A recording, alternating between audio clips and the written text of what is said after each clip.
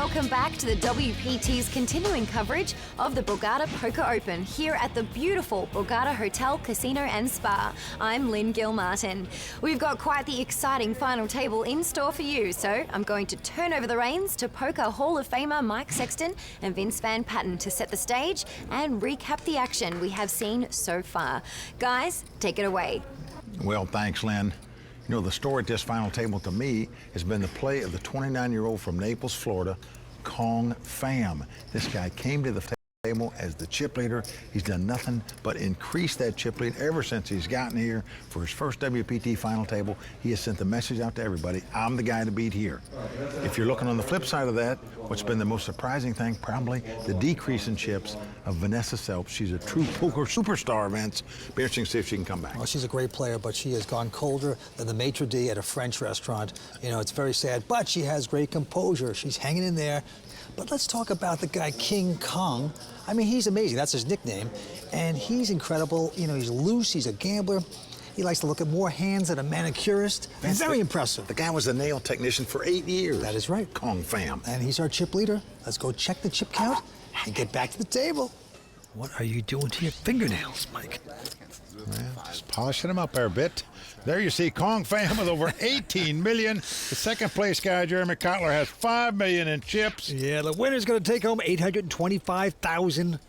Big money here in the land of saltwater taffy, the beautiful Atlantic City, and the most beautiful hotel casino on the East Coast, Borgata. Here we go, a quick fold, and now, pair of eights for Jeremy Kotler.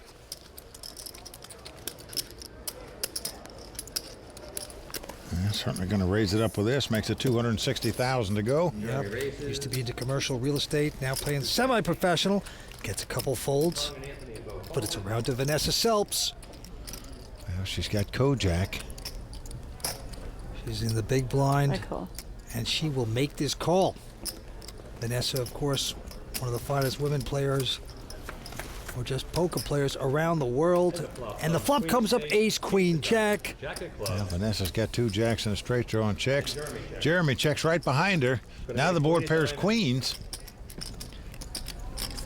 Vanessa in front, but does she know it? No, she's going to check again. Kotler with just a pair of eights. And he is now going to bet the 2 8s. Yeah, 225. Jeremy bets 225,000. And the guy raises before the flop, and you just have bottom pair with looking at all those picture cards and aces. You're not happy about it. But Vanessa going to make the call here with the jacks. Down to the river we go. Who will get lucky? I can assure you, Jeremy, not happy about that call. Now a 7 comes off at the river.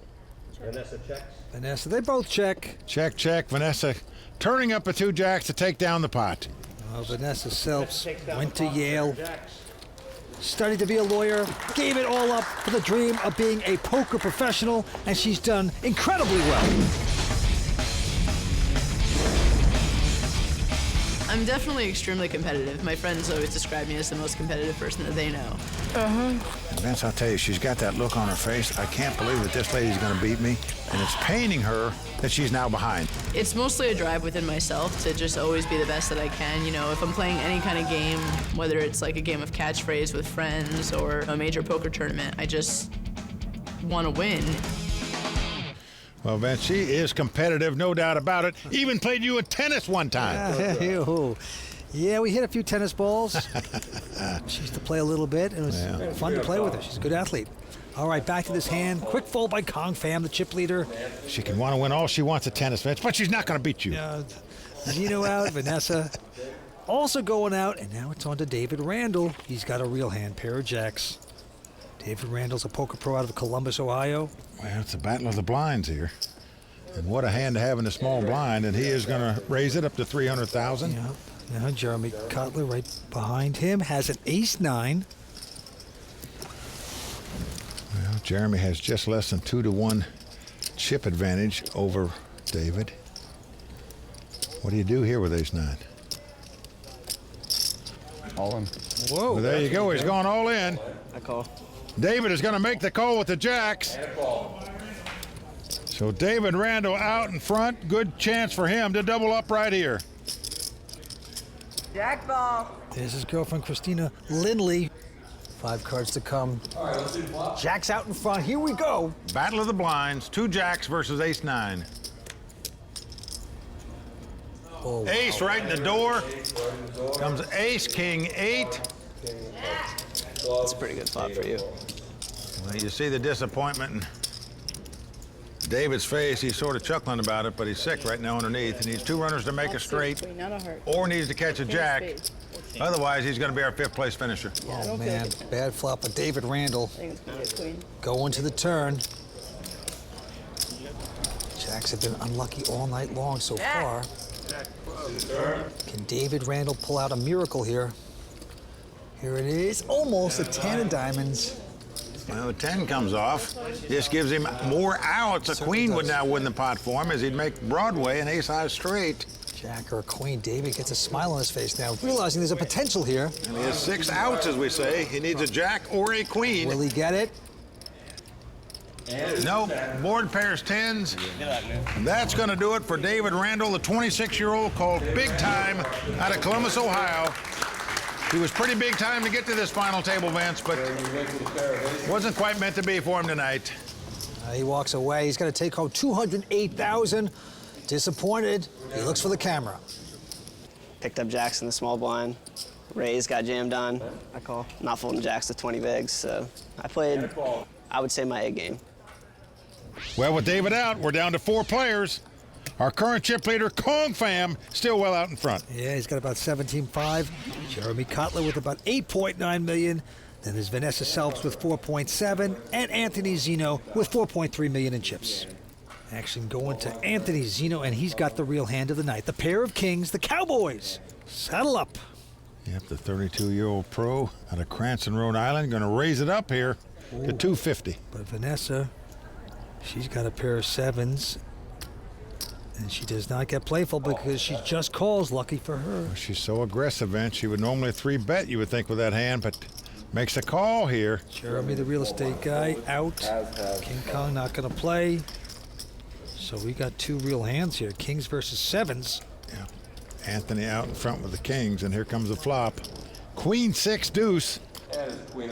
Anthony with a nice overpair. How does he want to play it? Look at this. He's going to try to trap, disguise his potential. Vanessa checks right behind him with 7s. Yep. Vince, that's playing above. When you check 2 7s on that flop after your opponent checks in front of you. Well, 5 of clubs on the turn. And now Zeno comes in with the bet. 400,000. Vanessa going to make the call, but I'm wowed. She hadn't taken a more aggressive tact with 2 7s in this hand. Now a 10 comes off. Helping neither player. Zeno with a beautiful overpair. 32-year-old out of Rhode Island will put in the value bet of $675. And Vanessa just suspects that he's got a big duke here, but boy, oh boy, the way this hand was played after a check on the flop, do you really throw 2 7s away? Zeno went to law school, says he wants to pay off a bunch of student loans if he wins. This is his opportunity of a lifetime. Oh boy. This case is between 2 lawyers, Vince. And she is going to make this call. She's not going to like this. No. And Anthony is Perry Mason here as he takes down this pot against Vanessa. Well, he played it well. The check on the flop was very good. And Vanessa's shaking her head, not only because she made the call, but she's shaking her head, you know.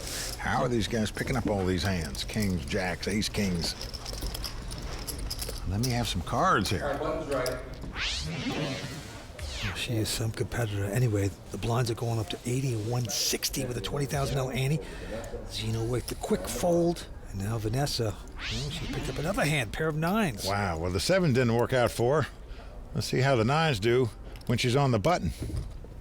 Well, she's going to raise it again up to 350. These guys might better be careful because it looks like a steam raise here after she just lost that last pot. But indeed, you can see she's got a hand. Jeremy Cutler, he won't play that mess. On to Kong Pham, our chip leader. Kong has got a king 3 of clubs. Well, he's also got a lot of chips. Yep. So he is going to take a look at a flop here, makes the call. He can afford to speculate. Here we go, 9s versus king 3, and the flop comes up a 6-4 deuce. Kong has a gut shot straight draw. 5 would give him a straight. Vanessa happy to see that flop. She's got the overpair with the 2 9s and bets 350,000. Yep. Kong looking a little puzzled, trying to figure out exactly where he is, what she has. Kong fam, married with a daughter. Currently unemployed, he says. Playing by his poker wits. Is going to make this call, hoping to catch. To the turn, a 9 of clubs. Wow. 3 of a kind for Vanessa. 3 9s for Vanessa. No help for Kong. He checks. Because there's a possible straight and possible flush draw out there, Vince. You're probably not going to see Vanessa check here. I wouldn't check either once the guy called me on the flop. She is going to bet. Yeah. Kong can't stand it anymore. He goes out. Vanessa takes down the pot. Happy to pick one up. Vanessa wins the pot. Yeah, well done. Everything went Vanessa's way in that hand. Yeah, she's sitting in 4th place in chip count with 4 players left, so everything she picks up, she's happy to get right now. It's time to take a quick break, but we'll be right back with more poker action. Plus, Tony Dunst will size up tonight's play in the Raw Deal. We'll take a look back at WPT's rich poker history and see how the Royal Flush Girls shake off their jet lag with a full-service adventure at Borgata. It's all coming up when we return on the WPT. Season 12 of the World Poker Tour is brought to you by ClubWPT.com, where VIP members can win their share of $100,000 in cash and prizes every month. ClubWPT.com. Never lose a dime playing poker. Guaranteed. We're back for more WPT coverage from Borgata. Here we go. 4 players remain in Atlantic City. Where there you see the chip graph. And as you can see, Kong Fam has nearly half the chips in play with 4 players left. Living in Naples, Florida. Over 16 million right now. He's got ace deuce. He's going to raise 330 to go. Raise up to 330 from Kong. Lays it down. Anthony going out. Now Vanessa Selps won't play that. Small blind. And now Jeremy Kotler with the weapons of mass destruction. The pair of aces. Wow, how do you get them? Dream hand for Jeremy here. Over to Jeremy, who makes the call. But look at this, Vince. He is just going to call here. He is not going to re-raise with 2 aces. Now, folks, that shows me you got to have a lot of heart and not afraid to play pots when you don't re-raise with 2 aces before the flop. And the flop comes up 995. Kong fan not hitting there. Jeremy is checked, and Kong is making the continuation bet of 375,000. I look for some action to take place here soon by Jeremy with the aces, and there it is. Makes it a smooth 800,000. Jeremy, he willing to put, the pressure on the player. I saw him 4-betting me like 3 times and other player too. So he's not afraid to put a chip in, Especially when you have aces. Wow, look at this. Kong is re-raising 1.6 million. King Kong slipped on the banana right there. Well, Vance, I can tell you, if you're Jeremy Kotler, you are sick right now. You're fearful your opponent has flopped 3 9s. You didn't raise before the flop, and you're saying to yourself, don't tell me I'm going to get broke out of this tournament because I didn't re-raise before the flop, and this guy slopped into 3 9s. 2-7. Well, that's what you do. You come back over the top. You make a 2-7 to go. I really like this bet by Jeremy, and I like it for this reason. He knows if his opponent re-raises once again, he's probably got 3 9s for sure. He's going to find out right here, right now, rather than just calling and guessing on the next street. Yeah, there's Jeremy's brother, also a terrific poker player, Zach. Yeah, almost made this final table, finished 15th in this tournament. Kong fam got himself in a mess of trouble here. Just got out of line, and now he's got nothing. Well, will he release? Can't blame him for making this play, Vince, but can't blame him. You better put the brakes on now after the guy has re-raised him yet again. It's creative, but yeah. He finally lays it down, and Jeremy Kotler, the consultant, semi-professional poker player out of Cleveland, Ohio, will take that down. Well, Vince, I know this. By slow playing those aces, Jeremy probably picked up 1.6 million more than he would have had by raising pre-flop.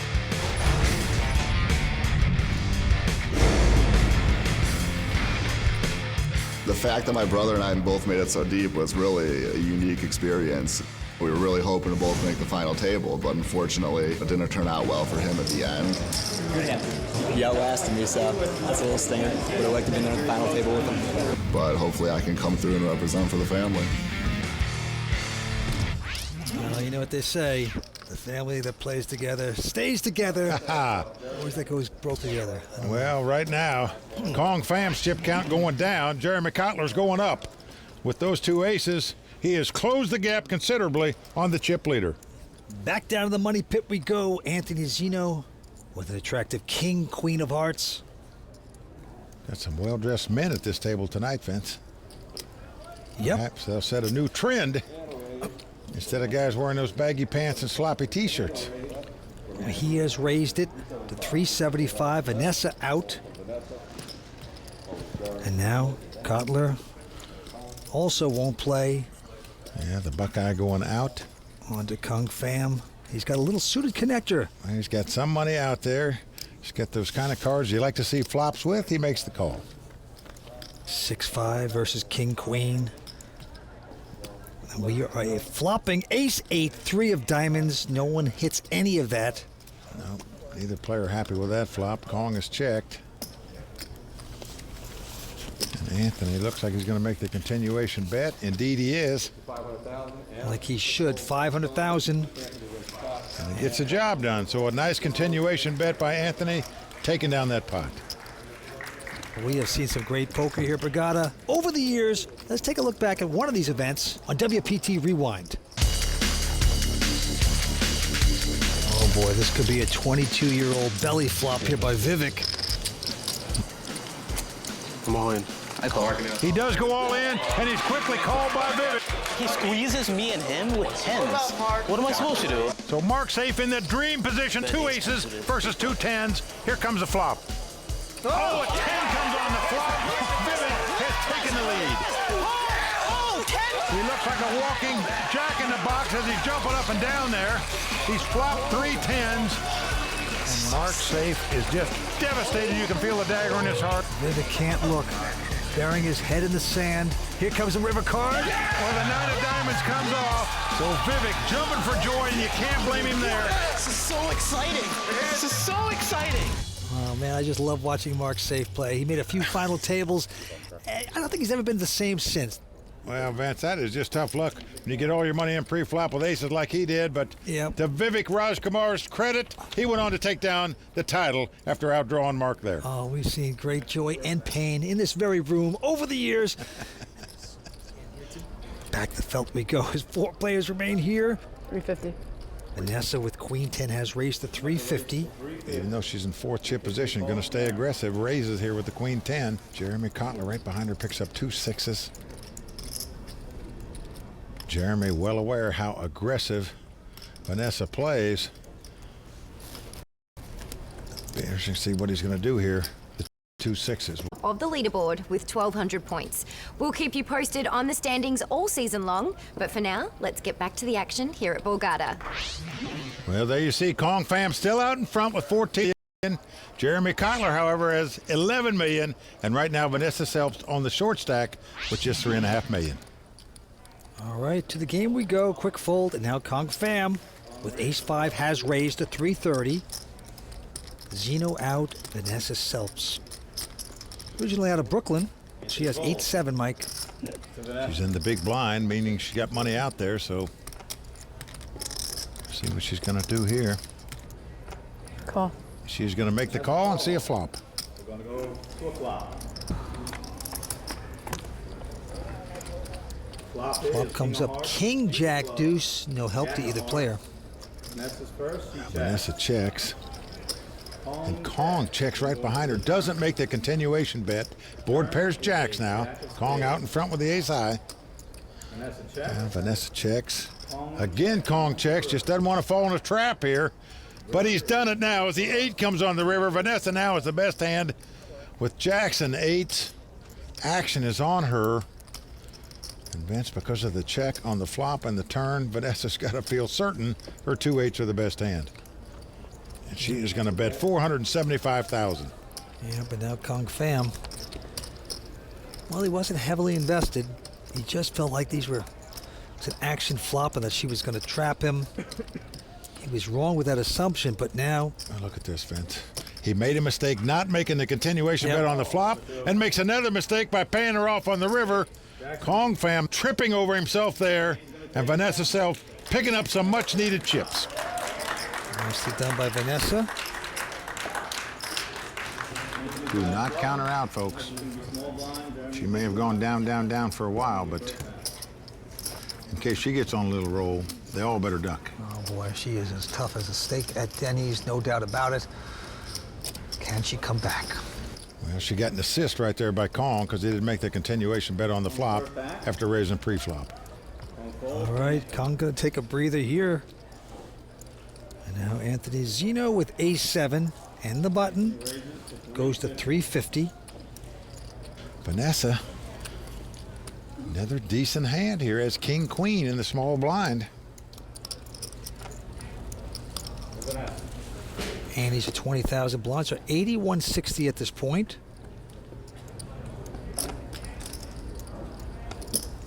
Well, Vanessa going to make the call. Doesn't 3-bet with the king-queen. And now Kotler with an ace-4 in the big blind. Got money invested. He's in second chip position with over 11 million. And look at this. Wow, he is going to 3-bet here to $1 million straight, putting the squeeze play on a bit. Well, Anthony lays his hand down. And now Vanessa, will she get stubborn with her king-queen? Well, this guy's been a thorn on her side all night long. She didn't know if he was making a squeeze play, but she's going to call the million and look at a flop. And the flop comes up 4 deuce deuce, so Jeremy Kotler gets a piece of that with the 4s. Well, Vanessa checks. Action on Jeremy. He made it $1 million before the flop. He's actually hit the flop here. Yep. And he's going to check. I am puzzled by that. After 3-betting before the flop, and now a queen comes off, giving Vanessa the best hand. So the check on the flop could spell big trouble for Jeremy. And now she's not going to bet it. And he's not going to bet it.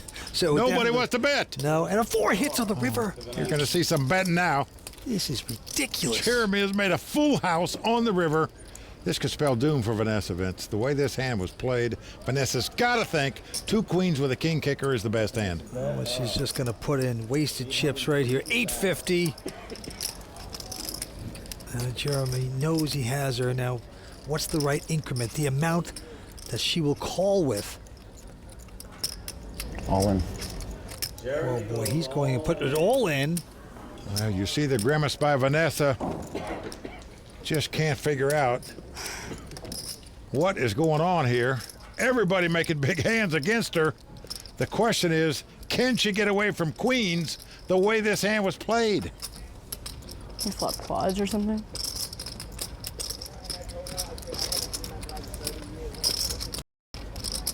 You can probably just call with deuces.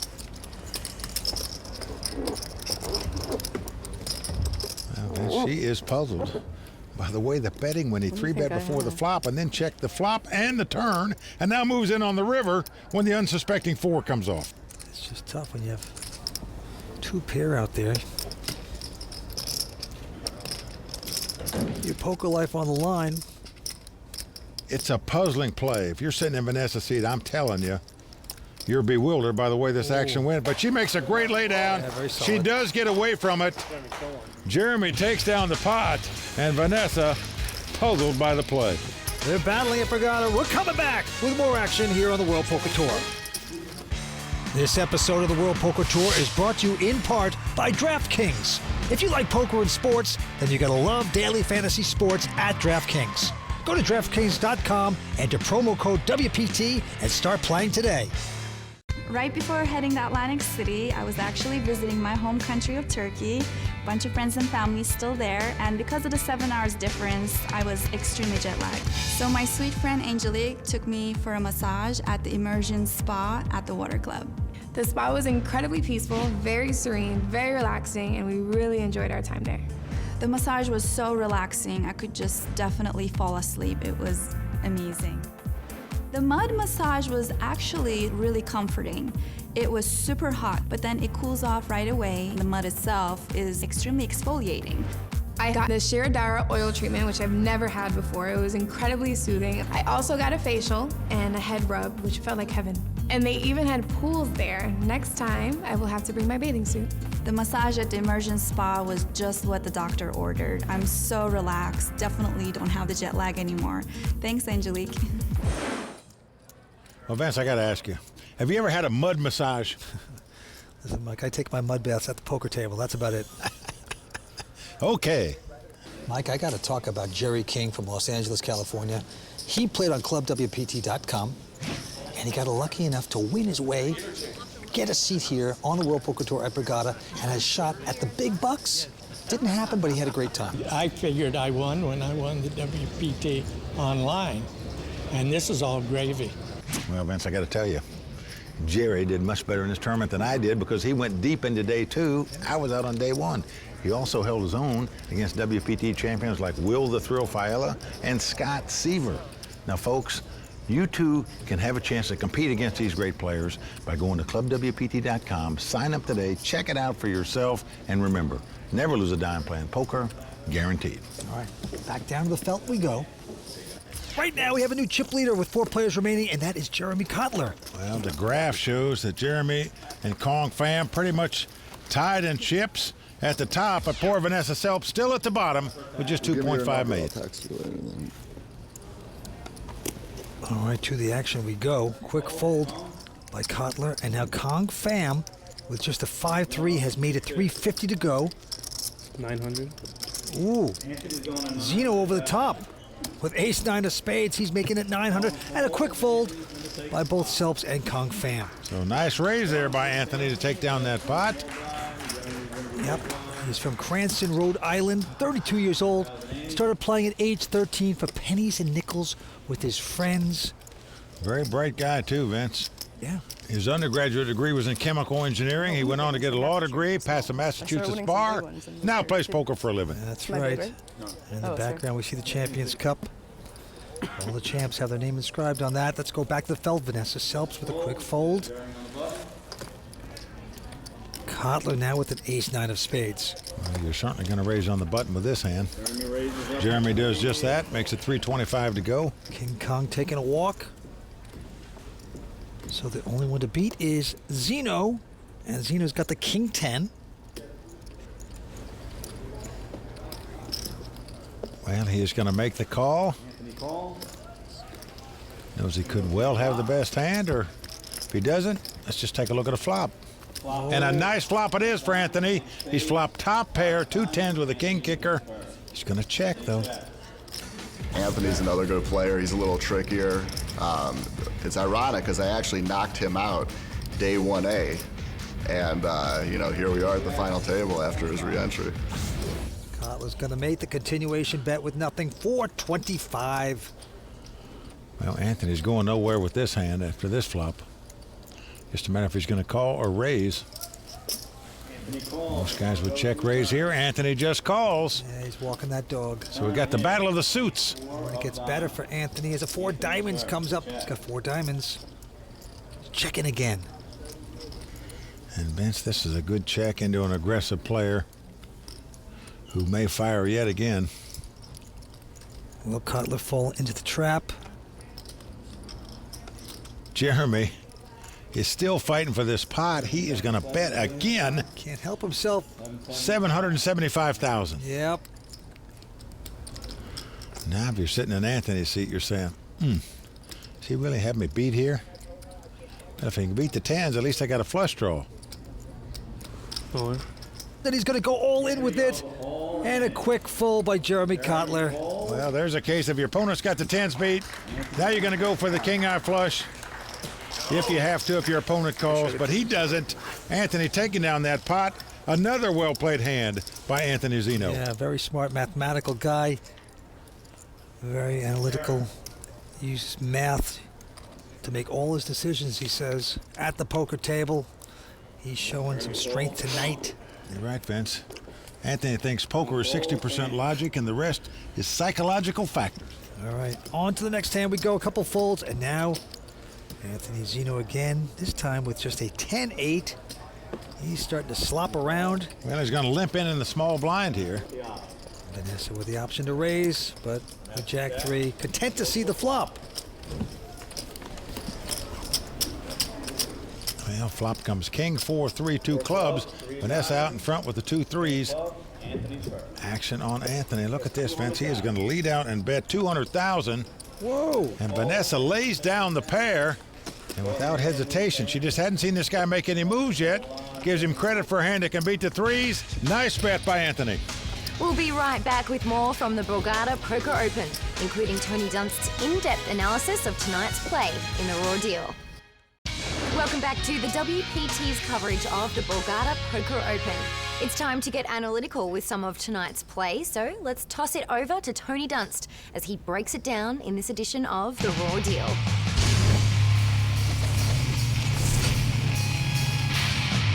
How does she do it? That's what I hear get asked about Vanessa Salps more than anything else. How is it that she continually makes major final tables and puts herself in a position to win? And why is she trying to ruin the Anthony Zeno and Jeremy Kotler fashion show? Let's break it down. Many infamous Vanessa hands involve her making a big play with a big stack. But tonight, that's not the case. Vanessa is now the shortest stack four-handed, and all she wants is to get to showdown. The hand begins with Anthony raising the button to 350,000, and Vanessa calling in the small blind. Then, Jeremy makes a squeeze play with ace-rag in the big blind, and 3 bets to $1 million. The raise gets Anthony out, but after thinking it over, Vanessa makes the call. Vanessa pairs her queen on the turn and checks. Jeremy also checks, leading to the 4 on the river, which gives him a full house. At this point, Vanessa is pretty convinced Jeremy has an unpaired hand with moderate showdown value, like ace-king or ace-jack. She sizes her bet accordingly and fires 1/3 pot.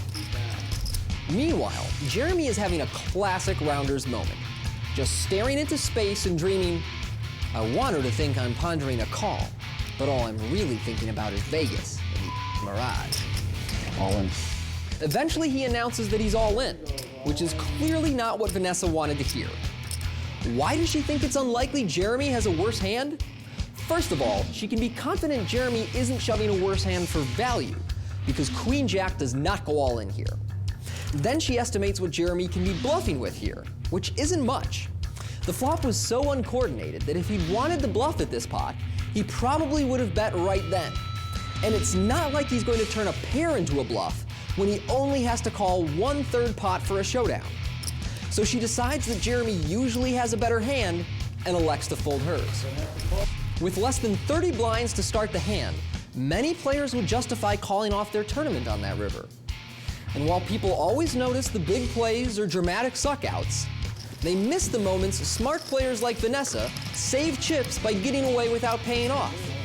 And that's how she does it. Well, it was a big laydown for her. She does a lot of things right. She has almost $8 million in career earnings. But Vince, she's still on the short stack. Can she come back and win? That's the question. Yep, we're down to 4 players, and right now, Kong Fam, they call him King Kong, back out in front with 12 million. Let's go to the felt. Action on Anthony Zeno. Very tricky player, this guy out of Rhode Island. Well, he's a solid player, but we've seen him make a move or two. Yeah. Well, he is folded now. Vanessa with ace-jack. With the button. You would figure she's going to raise, but no, she just calls. Well, this automatically puts the caution lights on because she raises every time on the button. Yep. And when she doesn't, you raise your eyebrows and say, what's going on? Kotler out, Kong not going to raise, so here we go. Flop comes up 9-7 deuce. 7's there for Kong Fam. And he checks the 2 7s. And Vanessa checks right behind him. King of diamonds. King of diamonds. No help to either player there. Kong going to check his 7s again. Vanessa not wanting to get raised out of this pot. Yeah, she checks also, and now an ace comes. So Vanessa now has the best hand with 2 aces. Kong checks. Well, she is surely going to bet this time after Kong checks.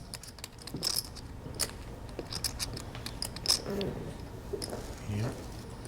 She's getting the chips out, and she makes a very min bet of 160,000. Well, Vance, there's no way Kong is going to put her on an ace or a king because she didn't raise before the flop. Yep. He's going to pay her off with 2 sevens. That's a curiosity call. He now sees she was still playing a bigger hand. Vanessa taking down the pot. Thought you were going to raise the first time I Vanessa Selps on the short stack here tonight, but battling back at Borgata. We're coming back for more on the World Poker Tour. At Club WPT, I get to play as much poker as I like and to win a share of $100,000 in cash and prizes every month, including WPT tournament entry. ClubWPT.com. Never lose a dime playing poker, guaranteed. Welcome back to the Garden State. You're watching the WPT Borgata Poker Open.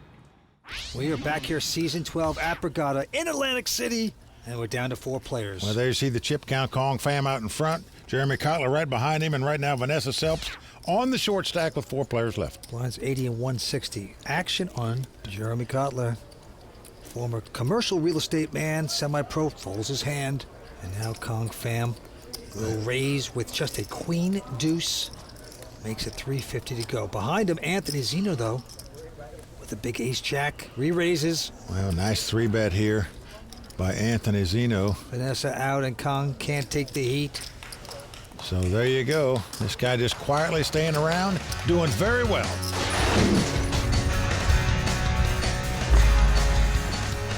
I loved science, and I also loved law, but I realized that I actually loved playing poker more. This past year, I've played a ridiculous amount of hours of poker. I pursued chemical engineering as an undergraduate major. I went on to law school to pursue patent law.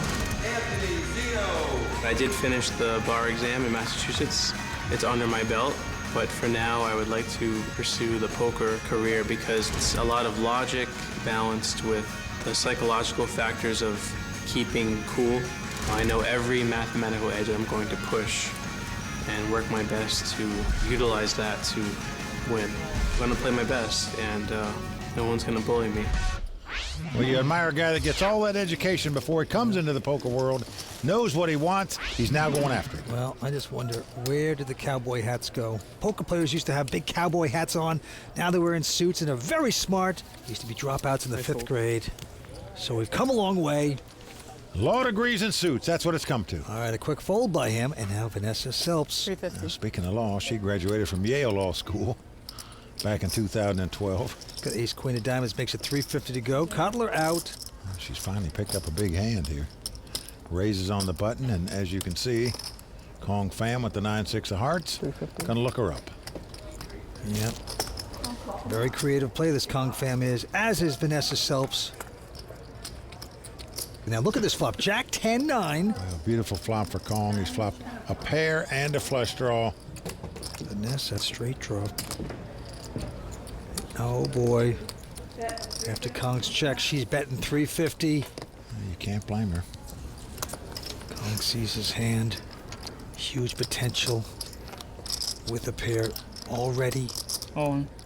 King Kong beats on his chest and says all in. Gonna put the pressure on Vanessa. Yes, he is. She's got a tough decision now, Vince. She's got about 2.7 million left after that raise. She's got a straight draw. She's got overcards, but she knows most likely she's going to have to outdraw her opponent to win this pot, unless he has specifically a small flush draw. I don't think I can fold this. All right, I call. Yeah, she's going to make this call. Wow, a bold call by Vanessa, and she needs a lot of help. You see her wincing. She sees her opponent has the best hand and the best draw. She's going to have to get lucky to stay alive, or she'll be out in 4th place. Yeah, she is a dog. King Kong out in front right now with 2 cards to come to knock out the great Vanessa. What will happen? Well, she's on her feet like everybody else is here. Here comes the turn. Oh, Jack of diamonds. Yeah, she has a 4 flush now. Well, that's a nice card for Vanessa. You see that? Gives her more outs. It's too many outs. What a turn, huh? It's too many outs. I'm out of here. She's packing up her bag. She can win with an ace, a king, a queen, a 10, an 8, or any diamond. So certainly Vanessa with a lot of outs to win. It's a 10. Vanessa has done it. She has made a bigger 2-pair. She stays alive, goes over, high fives. Her wife, Miranda, her friends. she is back in it, Vance, just that quick. Wow! What a hit on the river from Vanessa. Best turn, maybe. Back in action. Yeah, probably. Oh, Vance right there. King Kong was on top of the Empire State Building. He took some bullets. Bam! He got wounded there. 5, 6, 7, that's 3 million. With Vanessa's double up, we conclude our second hour of coverage at the Borgata Poker Open. So Mike, Vince, tell us your thoughts as we near the final stretch. Well, my thoughts are we've seen some very good play at this final table so far, especially the three guys that are remaining. They've all played outstanding. Vanessa Selps, I think, just got the break that she needed. She'd been outcarded by these guys, outplayed on occasions, but there she got lucky to double up. There's no doubt in my mind that it's anybody's game from here. Any one of these four players can etch their name on the WPT Champions Cup. Well, you're right, Mike. It is wide open right now. The dream is still alive for Vanessa Selps. She is like my broke cousin Ricky. You know, she just doesn't go away. She can take down the Borgata title. Will she do it? We'll find out. Well, guys, I cannot wait to see what happens. This should be quite a fight to the finish. Please join us next time when we will crown the WPT Borgata Poker Open champion. For Mike Sexton, Vince Van Patten, Tony Dunst, the Royal Flush Girls, and everyone here at the World Poker Tour, I'm Lynn Gilmartin. See you next time on the WPT. I don't understand what this is for. The World Poker Tour is brought to you by ClubWPT.com. Never lose a dime playing poker. Guaranteed. This evening, poker's brightest star will shine as one player will walk away with the lion's share of the $3.9 million prize pool here at the Borgata Poker Open. Find out who it will be tonight on the WPT.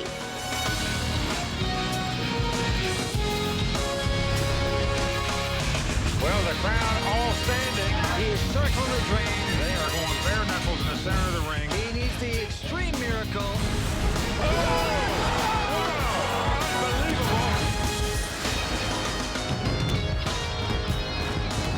Hi everyone, welcome back to the WPT's coverage of the Borgata Poker Open. I'm Lynn Gilmartin.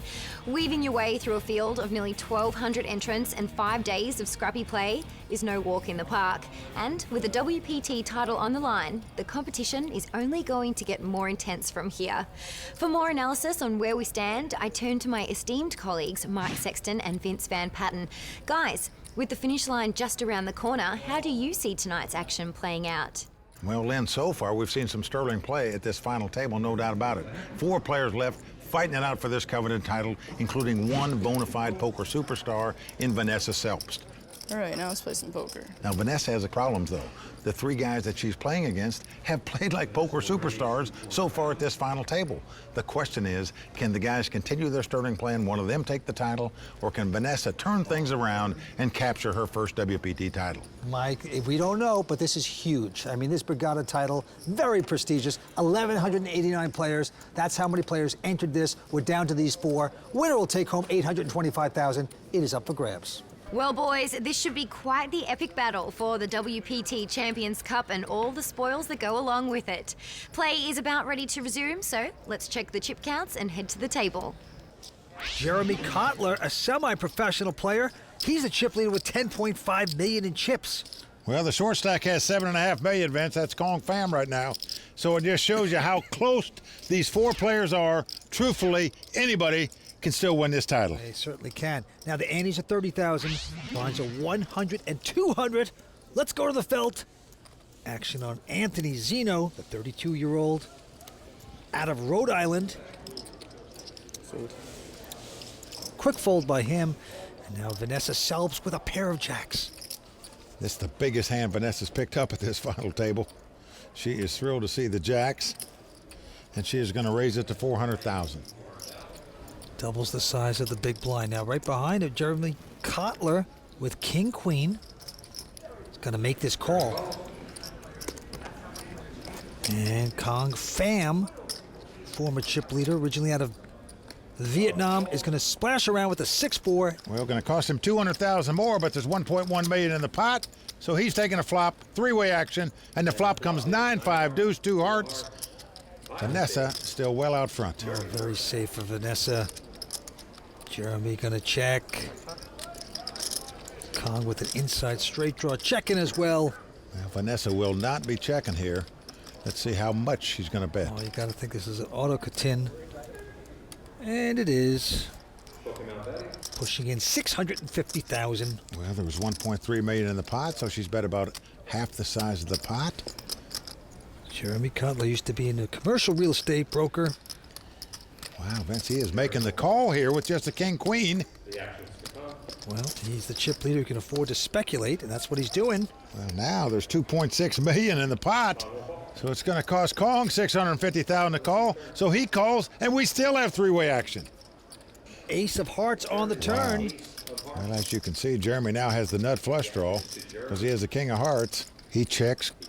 Kong also checks, and Vanessa does not like to see that card. A flush card, a straight card, and the dreaded ace. Yeah, she's going to check, even though she has a jack of heart, and the river card is a 5, pairs the board. Well, one of these two guys with nothing, take a stab at it. Jeremy checks, Kong checks, Vanessa checks. And checks. She's going to win this pot with jacks up and going to be happy to do it. And by winning this pot, Vanessa Selps now the chip leader at the final table. Yes, Vanessa in shock that her hand holds up. Very nicely done. And there's Vanessa Selps' wife, Miranda, in the audience. Yeah, they were recently married earlier this year. And right now, our Lynn is talking to a very special guy. I am so excited to be a part of the WPT team, and one person that I owe a debt of gratitude to is joining me tonight. The founder of the WPT, Steve Lipscomb. Thank you for returning and joining us. It's so nice to meet you. It is an honor to be on your perch. You know, it's been 4 years since I've been here at the World Poker Tour, and it's exciting to see the madness continue. Yes, it is exciting for sure. And now all of this excitement began over 12 years ago when the WPT first premiered. Did you think back then that poker would become as popular as it has? This was the dream, to make this the NBA of poker. I think that this is the only place you can show up as somebody who loves the game to play with the Michael Jordans of poker, and that brings people for the excitement, the dream, and the potential. So this behind us is going to be going on for a long time. Yes, and very, very unique. Well, thank you again for joining us, and the final table action is starting back up, so let's get back to Mike and Vince. Well, Vance, I believe all poker players, pro or amateur, as well as everybody that works in the poker industry, owe Steve Lipscomb a debt of gratitude that can never be repaid, because by him creating the World Poker Tour, he changed poker forever. Well, Mike, you're right. He's the guy that said if we can show the cards, they will come. They will watch this game. No one believed him, and he started it all. Back to the four-handed poker game, though. Quick fold by Vanessa Selps. Jeremy Cutler picks up a pretty strong ace-jack offsuit. Pretty big hand in the four-handed poker game, especially when one player goes on out. Makes it 400,000 to go. And Kong Fam will peek down at a bigger ace-king. That's an earlier. He was in the small blind with ace-king. He just called the raise, did not re-raise it, end up winning a monster pot. That's not going to be the case here. He is going to three-bet it here with the ace-king to $1 million. Zeno going out. Back on Cutler. And he just call? You would think. But wait a second. Looks like he's going to get fancy. He's going back over the top. What a mistake. All in. And all in by King Kong. Jeremy had been playing so well at this final table, but might have pressed it a bit too much here, Vince. With the four-bet of the ace-jack. Now Kong has gone all in. Now what do you do? He absolutely did overplay this. He's put so many chips in there. Does he fold? But still, it's 4.6 million more to him. That's a lot of bacon. Well, he's put in about 2 million. Doesn't have to make this call. At some point, you got to just say, slow down. I call. And he's going to call this. Oh, he's going to hate himself. Well, a massive pot. You see the frustration of Jeremy. Mistake of the night for Jeremy Cutler. He is in big trouble. It's unlucky, man. Well, Kong can go from last to first just like that if the ace-king holds up here. What a position. Kong Fam as we go to the first three. It's a big chip leader at this table for a long time. He can read cane it here if his hand holds up. So far, so good. Flop coming 7-5-3. 2 diamonds. 4 diamonds. 4 diamonds. As you can see, Jeremy does have the ace of diamonds, but would have to hit runner to win this pot. Needs to catch a jack to take the lead. It would split if two straight cards came up. But right now, Kong in great shape to double up and become our chip leader. All right, 4th Street. Well, deuce comes off, which means if a 4 comes off, they would split this pot. Jeremy needs a jack to win the pot and eliminate Kong from this tournament. Any other card will be a double up for Kong. Jack would be incredible, and it's not the big. 6. So there you go. The ace-king holds, Kong doubles up, and he is once again the chip leader at the final table. Vanessa Selps now in 2nd place. Anthony Zeno in 3rd, and just like that, Jeremy Kotler, who held the chip lead, is now in 4th place. All right, Kong fam, quick fold. Well, Anthony out as well. All in. Vanessa Selps with ace-6 says all in. And Jeremy has a pair of 5s. Call. And he's going to call with that. Well, Vanessa says all in, but really, she's only got to put in the 2.9 million that Jeremy has in chips. So it's a race situation, an ace-6 versus 2 5s. Jeremy must win with the 2 5s, otherwise he'll be out in 4th place. That is right. Oldest player at the final table, 33 years old, Ohio State graduate in a race situation. Ace-6 versus the 2 5s. Here's the flop. An ace right on the flop. Here comes ace-8-4. Vanessa takes the lead with 2 aces. That's some runners. Jeremy's going to have to catch 2 runners to make a straight or a 5 to win this pot. Simple game sometimes. He could make it straight 2 different ways, but he'd have to hit 2 runners in a row to do it. Yep, Jeremy Kotler looking bad right now. Here we go with a turn, another ace. Well, an ace comes off.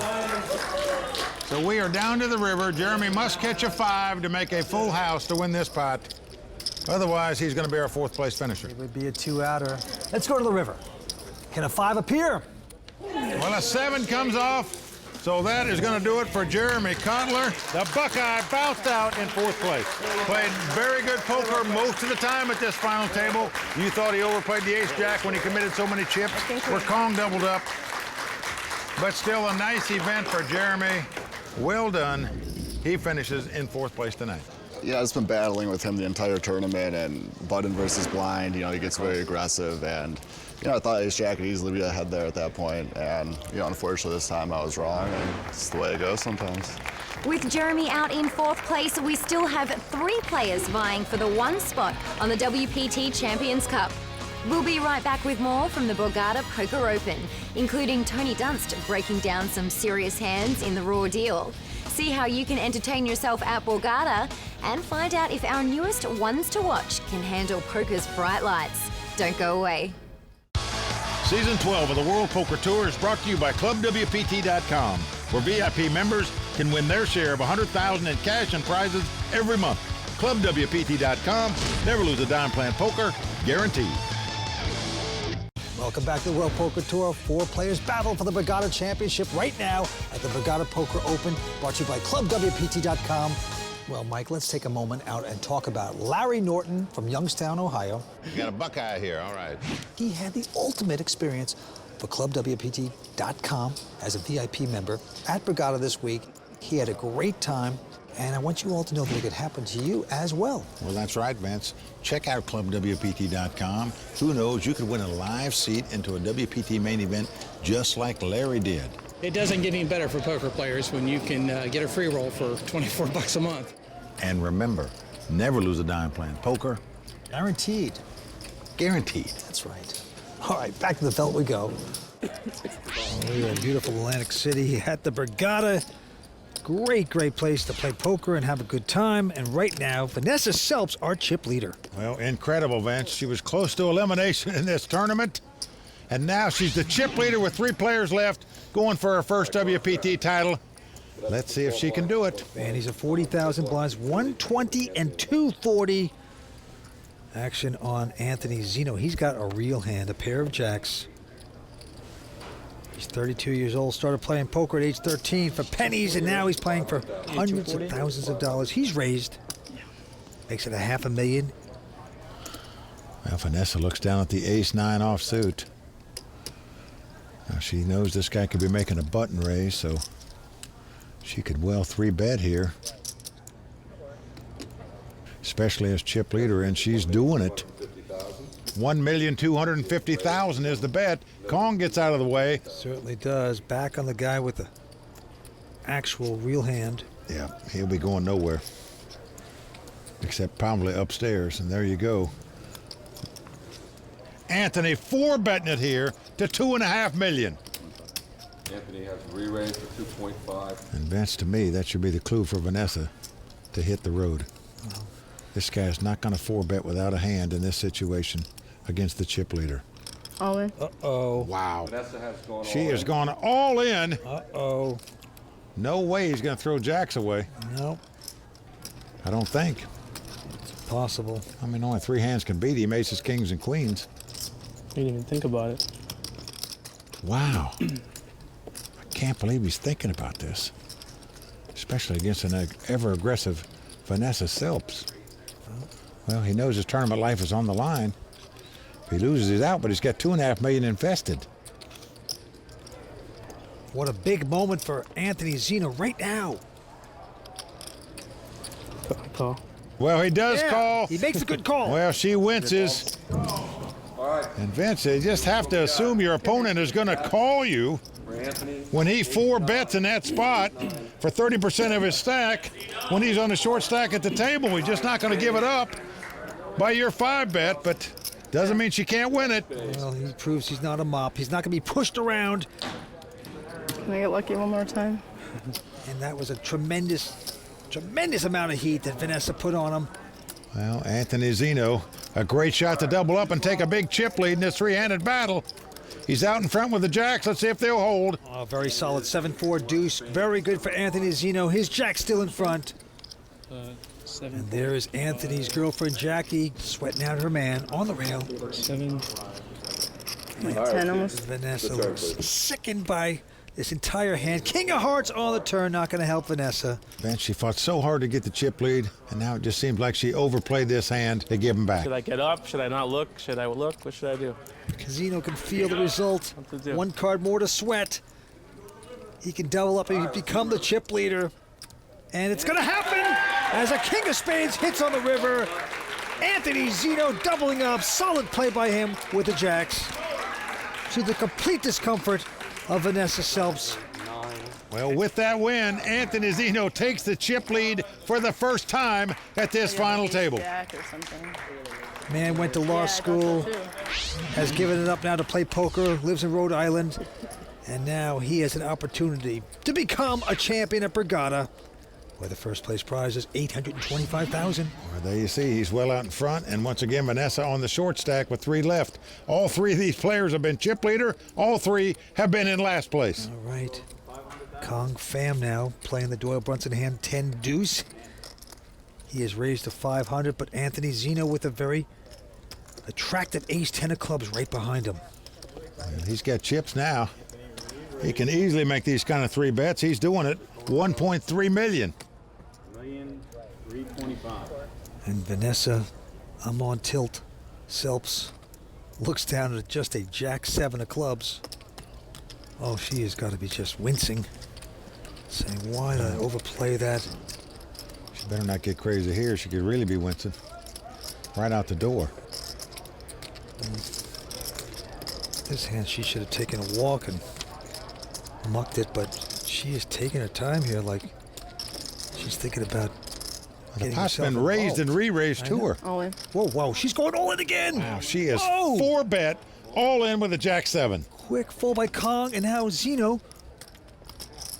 No snap call is a good thing. It's always good to not get snapped. Vanessa talking very confidently, Vince. Look at that. I know. With this weak holding, she knows she's behind, but she's chatting like she's well in front. Oh, she's smiling and chatting and cocky. Usually that means you have nothing, and that's what she has, nothing. Well, Anthony's saying to himself, you've got to be kidding me. I just fought for the chip lead. I have it. Now, do I want to give away another $4.8 million? I'll show if you fold. Okay. And look at this. She's going to make him. Yeah, fold. He has folded the hand. She out-talked him at the table. Brilliantly done by Vanessa. Oh! Well, Kong can't believe it that the guy didn't call her. He said she's on tilt. What's the matter with you? Call her. Oh, boy. Brilliant play by Vanessa Selps. Wow, I didn't expect that to actually work so fast. And this crowd is stunned as she comes back in a very big way. She is willing to risk it all. We're coming back. Three-handed poker, continuing in Borgata here on the World Poker Tour. Stay with us. This episode of the World Poker Tour is brought to you in part by DraftKings.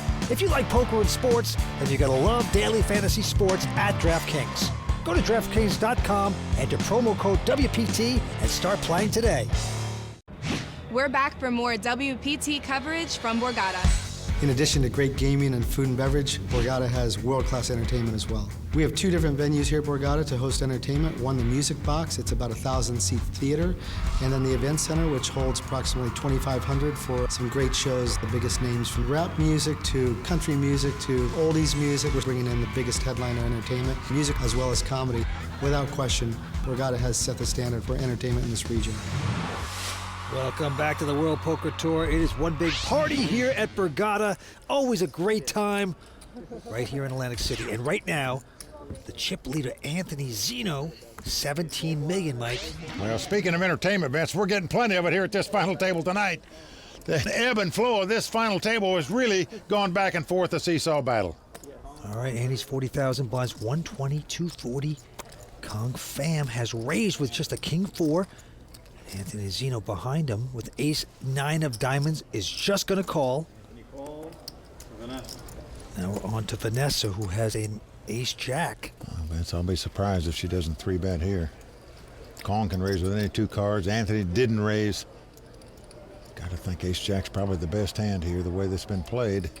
And indeed, she is going to 3-bet it here, up to 1.8 million. Kong gets out of their way, and now it's back on Zeno. Now what's interesting is Zeno dropped an ace-10 of clubs when she re-raised heavily before, and that might be playing in his mind right now. Oh.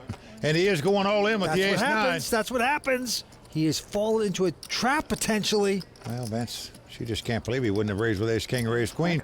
She's made the call. She has him dominated. And Vince, if she wins this pot, she can once again assume the chip lead in this three-handed battle. Just incredible domination on the flop. 9-ball. Let's see, ace-jack versus ace-9 of diamonds. Vince, I think you hit the nail on the head. He moved in there because she made a play on him earlier and showed it to him. Yep. Here comes the flop. Ooh, that's a good flop. Deuce, deuce, 8. There's 2 diamonds for Zeno, though. Wow. Nut flush draw for Anthony. I'm like 40. Vanessa must win this pot to stay alive in this tournament. If she does, once again, she'll be the chip leader. But right now, she is holding her breath to try to dodge diamonds or a 9. Going to the turn. The board paired with 8s, it'd be a split pot. It's not a diamond, it's an ace. They both have aces, of course. But Vanessa out in front with the kicker. Well, if a king or a queen comes up, they'd split the pot, or an ace or a deuce. If a diamond comes up, Anthony will win the pot. He's got a lot of outs here. Can Vanessa hold him off? Destiny poker card coming up. It's a 10 of clubs. So there you go. Vanessa Selps is going to double up and again take the chip lead. Wow. And there's Miranda. So relieved. Miranda, of course, the wife now of Vanessa. It's a special pair. I was recently married to my beautiful wife, Miranda. It was a spectacular wedding. We had a lot of poker friends there, a lot of other friends. It was, honestly, I can say, the best day of my life. Right after I got engaged, I won the PCA High Roller for $1.4 million. So, of course, I naturally had to joke about the fact that my wedding would obviously bring luck as well. And here we are, and I'm hoping it comes true. That would be a spectacular wedding gift. Well, she's got a great chance to make it come true because she once again has the chip lead, as you can see, with over 18 million. And she's got her luck charm. Miranda right there in the front row. It is a great story. All right, back to this one. Zeno now first to act, and he's got a whopper. He's got ace-king. Oh, boy, does he ever. And they get 500,000 to go. Vanessa finally gets out of a pot. And Kong with an ace-queen. This could spell doom for him, Vince. He's a big hand in a three-handed poker game. He is going to three-bet it with the ace-queen, but I think we're going to see more chips go in the pot very soon by Anthony. Zeno with a dominant ace-king. And there goes a repop. Kong goes all in, and an instant call, of course, by Zeno. Well, Anthony Zeno has him dominated. Ace-king versus ace-queen. Kong fam in big trouble. All the money's in the pot. Everybody on their feet here at Borgata. Let's see what happens. It's a good timing. A couple dollars on the line. Well, even though Kong is dominated, look at him, Vance. The guy's attitude is just terrific. And the hand of the night, the pot of the night. Vanessa Self's very happy right now, however his hand comes out. Just happy to see him clash. Just doesn't want to see a split pot here. Yes. A king right on the flop. Comes king, 6-5, 2 hearts. Wow. I mean, as you can see. Anthony Zeno out in front. Of course, King Kong has a queen of hearts. Well, he's got to catch 2 runners to win this pot, Vance. 2 runners to make a straight, 2 to make a flush, or 2 running queens. King Kong is about to fall off the Empire State Building. There it is. The 4 comes off. Well, Vince, Kong fam had a great tournament. Came to the final table as chip leader. Got off to a great start. Just wasn't quite meant to be for him. Finishes in 3rd place. Still a very good week for Kong. Oh, man. Kong fam gonna take home $301,000. The man from Vietnam has to say goodnight in 3rd place. But what a big effort. What a poker mind. Let's see what he has to say. Ace-queen is a big hand, three-handed, and so I just go for it, and it didn't work out, and he got ace-king, so it's no regret. Out in 3rd place, we say goodbye to Kong fam. It's now down to Anthony Zeno and Vanessa Selps as they battle for the title. Heads-up action from the Borgata Poker Open is coming up next on the WPT.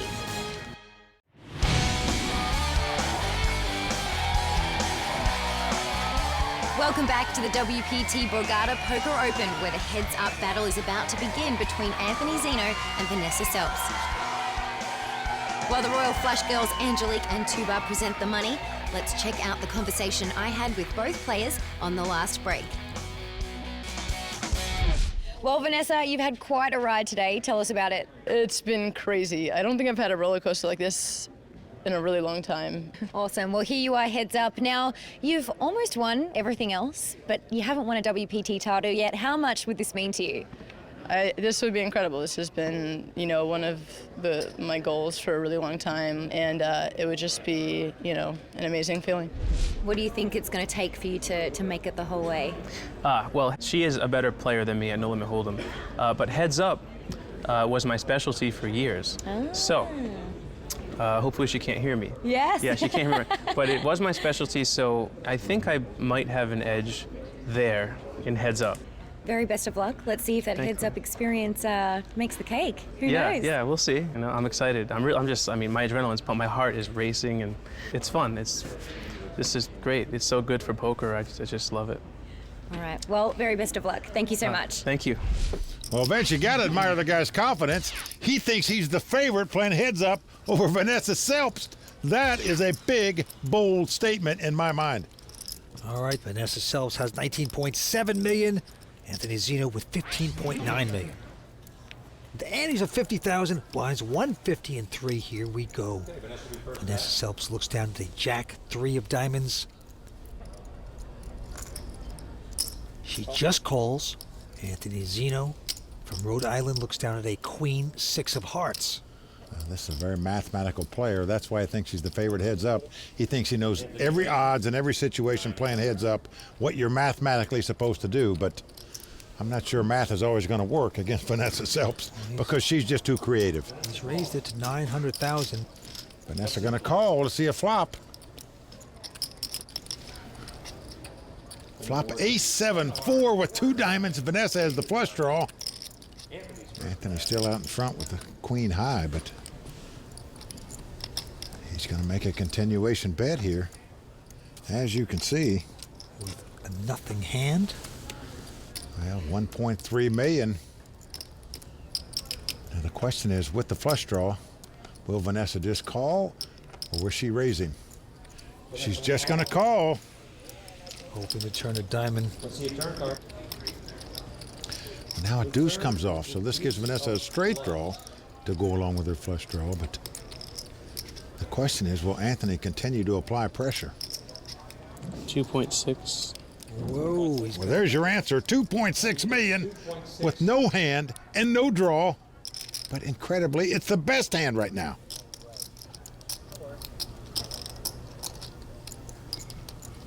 Vanessa with a big opportunity, a 4 flush and a straight draw. Well, it's another 2.6 million to her. What she's thinking is, this guy's got aces. If I hit a 5 to make a straight or a diamond, I can bust him and in this thing right now. She's going to gamble here on the flush draw and the straight draw. Can she do it? She gets a jack. Well, she gets a jack to make 2 jacks, but no way she thinks that's the best hand. The question is, will Anthony fire again? Oh, he's going to give it up. He's checking. Well, he's checking and she's checking because she made 2 jacks. And she's going to win the pot with the jacks. And she's as surprised as he is. Jack 3 of diamonds. Sick. Success in the poker world can sometimes be hard to come by, and one young star is just getting used to being thrust into the spotlight so early in her career. We'll see that this 5 boroughs native has the New York state of mind to make her dreams a reality in this edition of Ones to Watch. We're the ones to watch. Yeah, I'm the guy. If you need something, I got it. Ladies love money too, you know? Sometimes things go your way. I'm kind of the life of the party anywhere I go. WPT. Poker means that I pretty much don't have to work, and I love that I'm my own boss. Lonnie, talk about a breakout star. She came out of almost nowhere and set the world on fire this summer. Got a lot of love for that little girl. She just did it during the World Series. Fought like, I think 3 final tables or something and 1 bracelet. She got a result. I remember walking by one day and she was at the final table and like heads up, and I remember like, whoa, who's that girl? Because I know it's pretty rare. I had a very successful summer. I put a lot of preparation to go into that. I grind the circuit, and in the beginning, I was more frantic than I should have been. I was thinking I didn't really have the focus, and my mom, she really is my biggest supporter. She's like, you're gonna do great, like, you have everything that you need to win, and I just took it one tournament at a time. My mom got sick this summer, and I promised her I'd win her a bracelet. I had my first deep run. I really won it for her. What, see my bracelet? She's like my priority. Days where you're down and you need motivation. I love my brother, he's my best friend. Family is definitely the greatest support system that you can have. I'm from Staten Island, one of the 5 boroughs. We are known as the Dump. And I just remember thinking that she was like a fun, girly tomboy, like New York, New Jersey type of girl. I am a big dreamer. One of my dreams has already come true. It's really all still new to me. I haven't been to that many places after the series, but it's crazy to think that all these people know who I am because I won a tournament. When you come from not much to like such a success that I've had, it gets to your head a little bit, but I'm trying to, stay focused and keep all that out of my head. Welcome back to the WPT's coverage of the Borgata Poker Open. There is a lot on the line tonight at Borgata as our eventual champion will win over $825,000, a place on the WPT Champions Cup, and coveted Season 12 WPT Player of the Year points. Legends of Poker champion Jordan Christos is currently out in front, but tonight's winner will earn 1,200 Player of the Year points for their victory, tying Jordan at the top of the leaderboard. We'll keep you apprised on the standings throughout the season, but for now, let's get back to the action with Mike and Vince. Well, as you can see, Vanessa self with about a 2-1 chip lead over Anthony Zeno right now, so she is in great shape to take down her first WPT title. Let's see if she can do it. Lines are going up to 200 and 400. Yeah, 800. Anthony Zeno is going to make it 800 to go with a Jack-10 of hearts. Vanessa's going to call with a King-8 of hearts. So Vanessa out in front right now with the King-8, but let's see what happens. Well, it's Queen-3 deuce. No help to either player. Vanessa checks, and Anthony checks. Very surprised he wouldn't make a continuation bet on that board, and an 8 comes off. Vanessa now with the lead with 2 8s. Yep, he's going to get punished because he didn't bet. Well, Anthony, you see, has the gut shot straight draw. Boom. Vanessa puts in a bet of $1 million. And Anthony wants no part of it. He's going to fold it. Well, Vance, I don't know why you wouldn't bet a dry board like a queen 3 deuce. When you raise pre-flop, you have to make a continuation bet, I believe, on that board, in which case he probably would have won the pot rather than lost it. So far, Vanessa swinging out in front still. And on this hand, she's got an ace-8 of clubs and will raise to $800,000. Oh, but look at this. Anthony Zeno is going to outkick her. He's got ace-10. And he's going to re-raise. You can't blame him for 3-betting here with this hand to 2.1 million. Now, what will Vanessa do? We've seen her be very bold with these ace highs. I'm all in. Whoa. Well, she is going to move all in on him. Now, this guy threw an ace-10 away against her once when she went all in on him. She showed him a jack-7 that hand. And now she would be highly dominated if he should make this solid call. I bet you almost have to gamble with this hand, I think. Call. Oh, yeah, he's going to do it. Yeah, he is going to do it. Call. And he has her dominated. Ace-10 versus ace-8. This time he did lay the ace-10 down. That's good hand. And he's got a chance to become big chip leader playing heads up. If his hand holds up, let's see if it does. Well, this could turn right around. Vanessa just kicking herself. Can't do anything. Cooler. Anthony Zeno with a good move right here and another big chance to take the chip lead. Here we go with the flop. It's an ace-7-3. Well, Vince noticed even then she moved all in and just called. The money would have been going in on the flop anyway. Both of them with aces. Anthony's got her outkicked. Yep. All right, we're going to the Vanessa, turn. all she has to do is hit an 8 right now. It's a club, which is also good for Vanessa. It sure is. She's got a flush draw now. She can now win the pot with any club in addition to an 8. This would be over if she should get that lucky.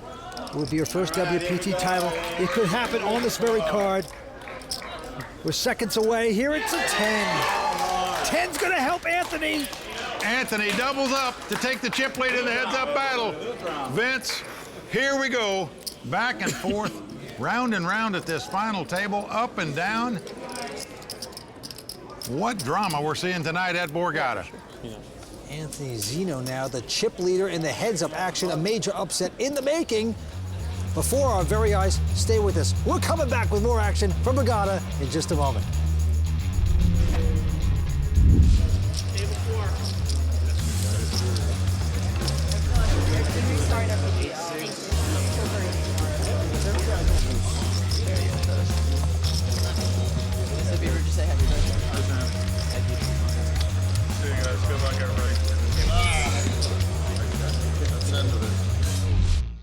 Club WPT is the only place where you can play as much poker as you'd like to win a share of $100,000 in cash and prizes every month without the downside risk. ClubWPT.com, never lose a dime playing poker, guaranteed. Welcome back to the WPT's coverage of the Borgata Poker Open. It's time to get analytical with some of tonight's play, so let's toss it over to Tony Dunst as he breaks it down in this edition of The Raw Deal.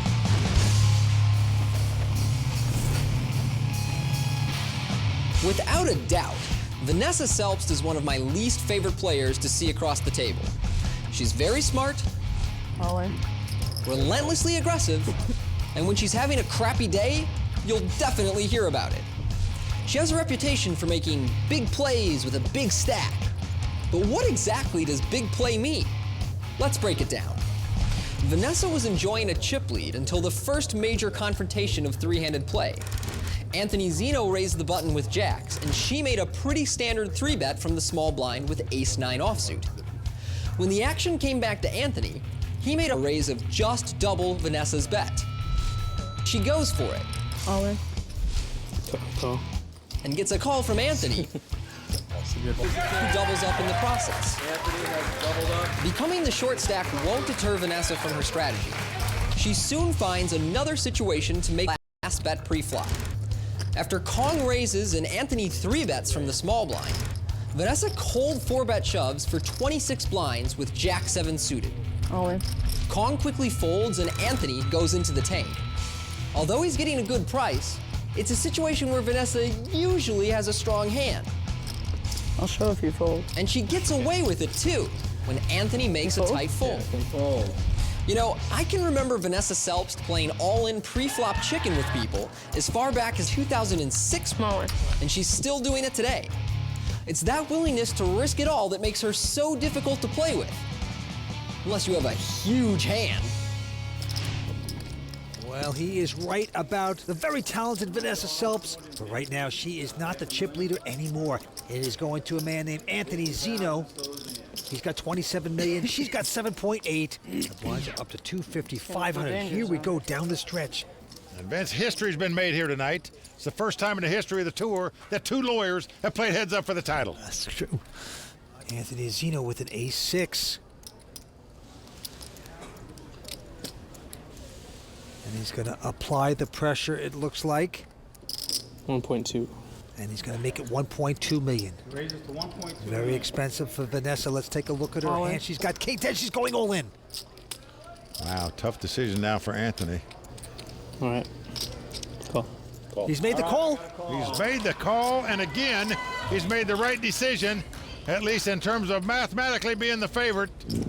Anthony Zeno out in front. If he wins this pot, he's our champion. Okay, we are flopping. Here come the first three. It's a queen, 9-7. Anthony out in front with the ace.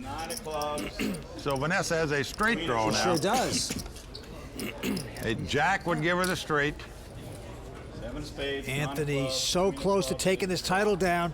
He's a guy that passed the bar in law school, but decided to play poker instead, and he's 2 cards away. 1 card away, I should say, as a 5 of hearts hits on the turn. We are down to the river card. Anthony Zeno 1 card away from fulfilling the dream of becoming a WPT champion. And $825,000 with it, and the championship title at Borgata. Here we go with the last card. I can't look. I just can't look. All right, let's see if it's going to end now or we're going to continue. Well, that even brings a smile to Vanessa's face. But the 4 well, there it is. The lawyers hug. Vanessa's going to have to wait till another tournament to become a WPT champ. But take your hat off to Anthony Zeno. Vince, he beat one of the best in the world to take this title. Oh, man, he played superb poker tonight. Anthony Zito from Rhode Island is our champion at Borgata. Let's go down and say hello. I ran pretty well to get to heads up. I didn't catch any cards heads up.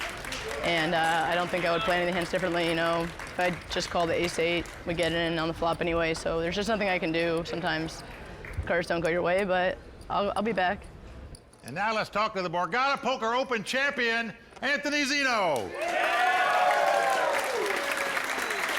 Anthony, you came to this final table in 3rd chip position, and what a tough final table it is, especially the heads-up battle against Vanessa Selbst, truly one of the great players in the world. Absolutely. Every player at this table was a great poker player. I'm tremendously proud. I've put so much effort into improving my game the past 2 years or so. And here I am. I still don't believe it. My heart is pounding out of my chest. You know, it's just incredible. This is just the best, probably the best day of my life. Well, Anthony, in addition to the $825,000 you get, you also get a seat in the WPT World Championship to be held right here at Borgata at the end of the year, as well as getting your name engraved on the WPT Champions Cup that Vince has got right here for you. Congratulations one more time to Anthony Zeno. Lynn, back to you. Congratulations once again to Anthony Zeno, the Season 12 Borgata Poker Open champion. Join us for our next stop when the WPT travels to Paris, France for the Grand Prix de Paris. For Mike Sexton, Vince Van Patten, Tony Dunst, the Royal Flush Girls, and everyone here at the World Poker Tour, I'm Lynn Gilmartin. See you next time on the WPT. I don't understand what this is for. The World Poker Tour is brought to you by ClubWPT.com. Never lose a dime playing poker. Guaranteed.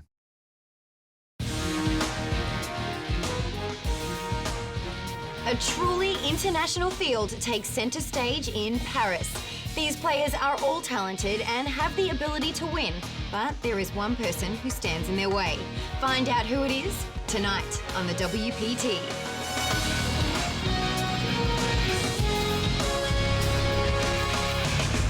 Well, the crowd all standing. He is circling the drain. They are going bare knuckles in the center of the ring. It is the Extreme Miracle.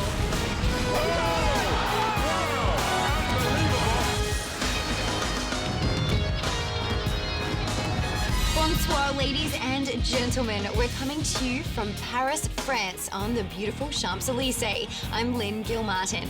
Over the years, the Grand Prix de Paris has been one of the premier international stops on the WPT, bringing together top pros and amateurs from all across the globe. I want a WPT. Yeah! This year is no exception, as 5 days ago, players took their seats at the exclusive Aviation Club de France in hopes of becoming the next WPT champion. Take a look.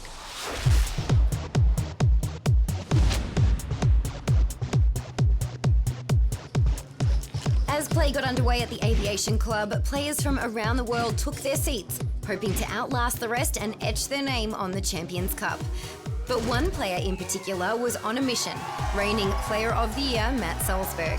Just trying to defend a title, go back and be the first back-to-back WPT champion. It's hard to do, so figure I'm up for the challenge. Some players, like Matt, prepare to buy in more than once, but one player was planning on it. I planned to try to go broke today so I could play tomorrow. Either build a lot of chips up or go broke. Pediatrician by day and poker player by night, James Joyner found himself with a little unexpected time off in the early going. Probably the first hour of day one. Trip Queens got knocked out by a straight, but it's time to get some croissants and a little beret and go see the Eiffel Tower. There's always tomorrow. While you don't have to dress like James Bond at the Aviation Club, much to some surprise, they do have a dress code. Yeah, so they made me change my comfortable track pants to jeans today at the Aviation Club. It's cool though, I think I like it. I just didn't know, so I had to run back, change, run back. Still sweating. Fresh off her deep run at Borgata, Season 12 ones to watch Christina Lindley was feeling confident about her chances in Paris. I really like my shot as far as final tabling even, hopefully, and potentially winning my first title. And perhaps it was all part of his plan, but Dan Heimiller was eliminated. I got knocked out, and I did what any logical professional would do. I went to the blackjack to get even. Won €8,000 playing blackjack. And so now I'm going to buy into tomorrow. And today was a non-event. With a strong mix of North American and European players, Season 6 WPT Player of the Year Jonathan Little offered his advice on how play differs. Guys are usually a little bit more aggressive. In Europe, it seems they're not so call-y, whereas in America, they call more, and in Europe, they raise and re-raise more. So you just got to buckle up and put on your calling shoes. In the last level of the day, Matt Salzburg was eliminated by Todd Terry when his flopped set of kings failed to improve against Todd's flopped straight. And Todd would continue to increase his stack to finish the day as chip leader, leading the way of the 58 remaining players.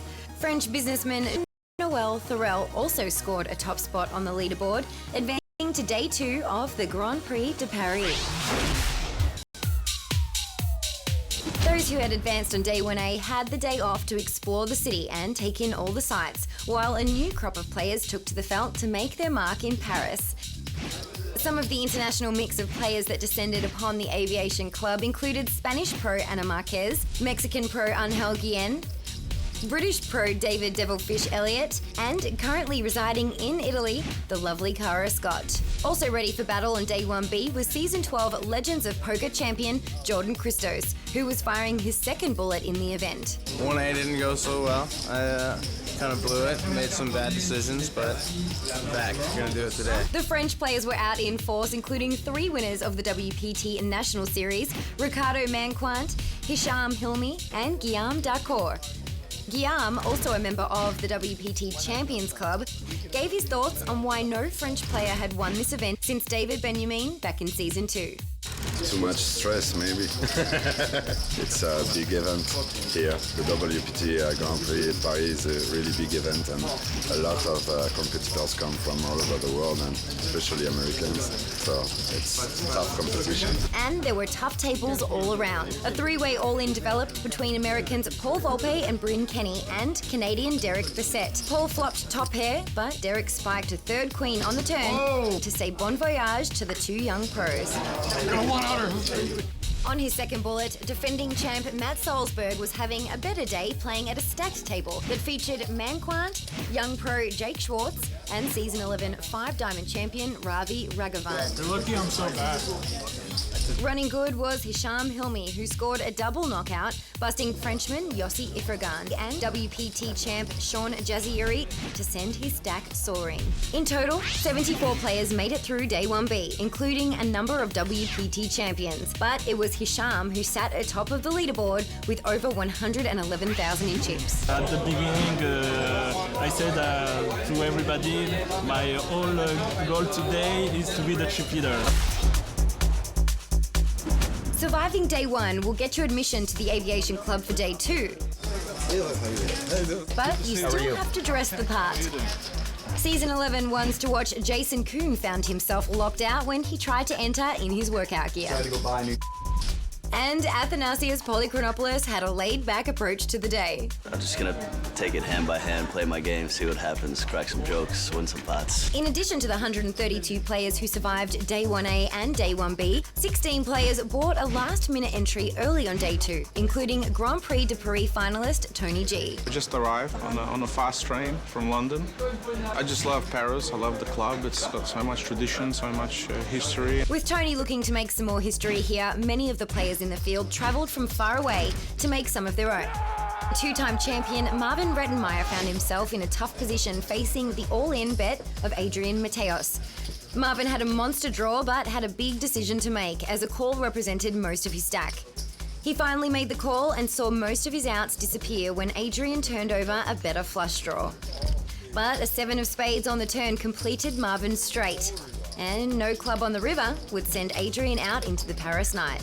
The huge pot sent Marvin to the top of the chip counts with over 130,000.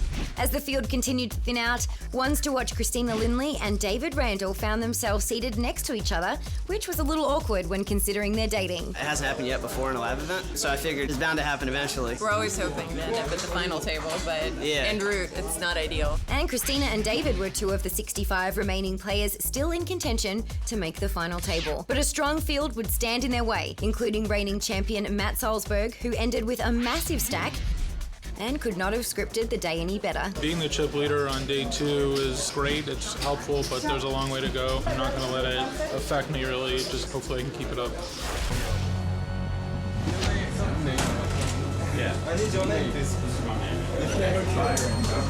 Success. As play got underway on Day 3, Mike Sexton stopped by to check the action where he spotted a familiar face. The Devil Fish. Very famous player. Used to be. We haven't seen him in a while. Used to be. He thinks he's still got game. We'll find out. He's still here. I'm shocked. Still shocked? I'm shocked. I had 12,000 yesterday. One player looking to make a name for himself was Belarusian player Vasily Forceout. Vasily, who finished Day 1 with only 10,000 in chips, was sure making his presence known, winning pot after pot and busting player after player. Also moving up the chip counts was ones to watch Christina Lindley. The day saw the elimination of many tough players, including ones to watch Athanasios Polychronopoulos, Season 11 Grand Prix de Paris 4th place finisher Timothy Adams, Champions Club members Sean Buchanan and the Devilfish David Elliott. Cards make you look good and cards make you look bad, you know? If you're hitting the cards and you're winning with them, you look great. And if you're getting the cards, you're losing with them, you're just like an also run, you know? That's the way it is. Day 1A chip leader Todd Terry ran into trouble when his all-in was called by French businessman Jean-Noel Thorel. That's 3 outs, I guess. Thorel had Terry dominated with ace-king to his ace-queen. No help on the board sent the American pro home short of the money after a strong start. Play ended with 24 players, still 3 eliminations from the money. Vasily Forceout had a huge chip lead with over 200,000 more than his closest opponent, Australian Peter Apostolou. WPT champions Marvin Rettenmaier and Matt Salzburg were still in the hunt to win another title. And past Grand Prix de Paris finalists Byron Carverman and Mohsin Charania still had a shot at a victory. Good day. Good day for me. Day 4 is going to be kind of a different beast because we actually stopped right before the money. We were like 3 to the money. It's going to hurt a lot if I bust now. I can't really let that get into my head because there's a lot of money at stake. In addition to the money bubble, the field would also play down to the televised final table, and it didn't take long before the fireworks started. David Hugh, who came into the day 5th in chips, lost 2 huge pots to George Sinistai and was eliminated in 24th place. I didn't expect things happen like this, so I don't know what to say. After Finnish player Kimmo Kirkko eliminated Eldos Davlet, the tournament had reached the stone bubble. You fault.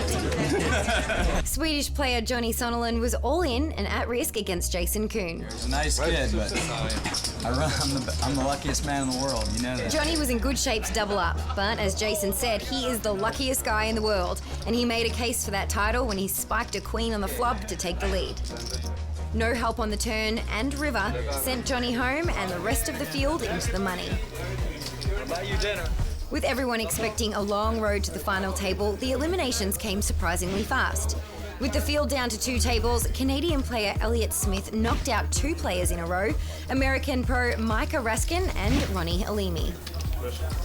Elliott's fortune had turned around after coming into the day as one of the short stacks. Now in the money, like I'm happy, you know, I'm in the profit zone, so I'm feeling good, and I just want to play well for the rest of the tournament. Hopefully, make some big money.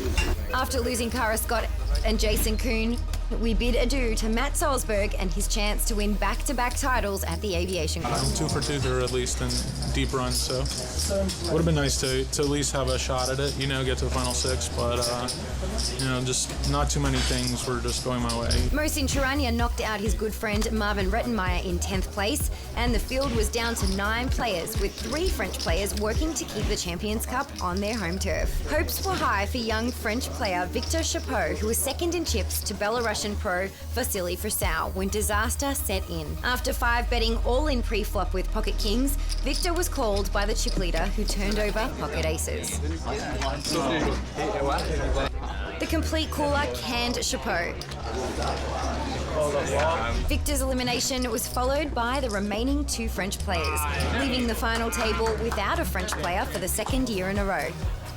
The final 6 included an international mix comprised of 2 Americans, an Australian, a Canadian, a Finn, and a Belarusian with all the chips. As you can see, the road to the final table is not an easy one. Stay tuned, we'll be right back.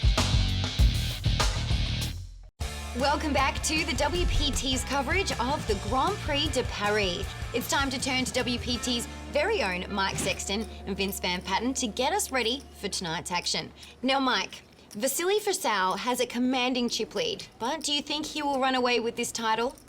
Well, Len, it's been a long time since we've seen anyone come to the final table with this big a chip lead, well over 50% of the chips in play. And if Vasily wins tonight, he'll become the first ever WPT champion from Belarus. Now, having said that, I still think he's going to have his hands full tonight because we've got a very tough international field of players at this final table, including a WPT wants to watch Christina Lindley, tough Canadian pro Elliott Smith, and Mohsin Charania, the guy who has by far the most experience and success at this table. Mohsin was at this final table a year ago. He's back again, but because of the monster chip lead that Vasily has, he'll obviously be the favorite, but I don't think it's going to be a walk in the park for him tonight. And Vince, after a 5th place finish here last season, Mohsin is getting a 2nd chance at this title. Does he have something to prove tonight? Well, definitely. He wants to prove he'll be a WPT champion here in Paris. Like you said, like 3 times at a final table on the World Poker Tour, 28 years old from Chicago. But let's talk about Christina Lindley, originally from the South, now living in Vegas. She's made over $1 million on online poker, and now she's tonight fighting up against the boys in Paris. This will be exciting. But before we get to the action, let's hear what Mohsin Charania had to say before the players took their seats. It's pretty awesome getting back-to-back tables. Last year's table was extremely difficult. It was very unpredictable, and all the players were very experienced. This year they're not so experienced, but they're a different type of unpredictable. The chip leader sticks out at you. He has half the chips in play, and he's on my direct right. But it should still be a lot of fun. Oh, yes, Mike, it is a lot of fun. We are in Paris, and let me tell you something. This six, they are a group of very talented international players. They are as tough and as hard as a 4-day-old baguette. Let's see who'll take down this title. Let's go to the felt. Well, there you see the chip counts of Vasily Forceout from Belarus. Well over 50% of the chips in play. That's something you rarely see with 6 players left in a tournament. Massive chip lead. Christina Lindley from America in second place. Great international field of players. Here we go. Andy's is going to start at 2,000. Blinds are 8 and 16,000. First to act, the man from Australia, Peter Apostolou. He'll quickly fold his hand. Kimmo Kirkko now from Finland. Kimmo goes out. Elliott Smith, 26-year-old from Canada, and he's out. On to Christina Lindley. My strategy today is to dock sands the out of the final table. Basically just means taking my sweet time in every decision. A little bit of Hollywooding, really. Well, she's talking about Doc Sands, who's noted as one of the slowest players out on tour for sure. Yeah. And she says, I'm going to play like he does. Oops. He upsets everybody by playing slow. I'm going to try it. All right, she's raised it. The chip leader Vasily's out, but Mohsen Sharania has a pretty good ace-10 of diamonds, but he's just going to call. Yep, doesn't 3-bet with his hand like he would do a lot of times, but maybe because he's up against a lady, going to take the conservative route. All right, first 3 cards coming. Who will get lucky? It's a king 6-5. Christina hitting the 6s. Yeah, she's got middle pair here. Mohsen checks. Christina, will she go with the continuation bet with the 6s? Reaching for betting chips. 65,000. Mohsen Sharania, who got to this final table last year, didn't win the event, of course, is going to fold the hand. Christina Lindley out of Vegas, going to take this one down. It's pretty sweet. I don't even have to look at the flop. He just tells us what it is. Good point. Just take his word for it. Yeah. He misreads the flop. He just makes stuff up. You think you flopped a set, get it all in. He's like, oh, my bad. Like, sigh. You know, she's a former actress and model, and she's one of our ones to watch. Well, that's what they're playing for today. The winner getting 340,000 euros plus that entry in the WPT World Championship at the end of the season. That equals about 500,000 in US dollars. All right, back at him. Vasily, the chip leader, first to play. Such a mountain of chips, Vince, he can't even hardly get to his cards. With an uneventful 8-6. Won't play that. Mohsen out, as well as Peter. Here's my chance. Kimmo Kirkko has such a short stack, but he's picked up a big hand here to move in with. He's very happy to see 2 10s right now on the button. And he has shoved it. Now right behind him, Elliott Smith with an ace-7. I'll call. Just call. Well, the Canadian recognizing that Kimmo's the desperado right now would be moving in with about any 2 cards. You said 82? It's good players because it's not necessarily about just going to war every time. I definitely feel the need to prove that I have what it takes to make it on the live scene. I grinded my ass off for 4 years. I played all the small buy-ins.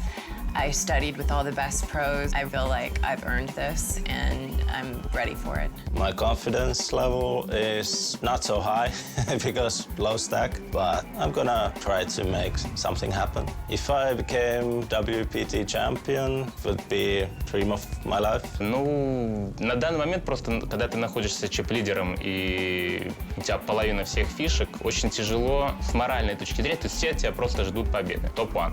Winning a WPT title would be absolutely amazing. I couldn't even imagine it. Having a trophy like that hanging in my apartment would just be something that I could look at and smile every day of my life, so it'd be really special.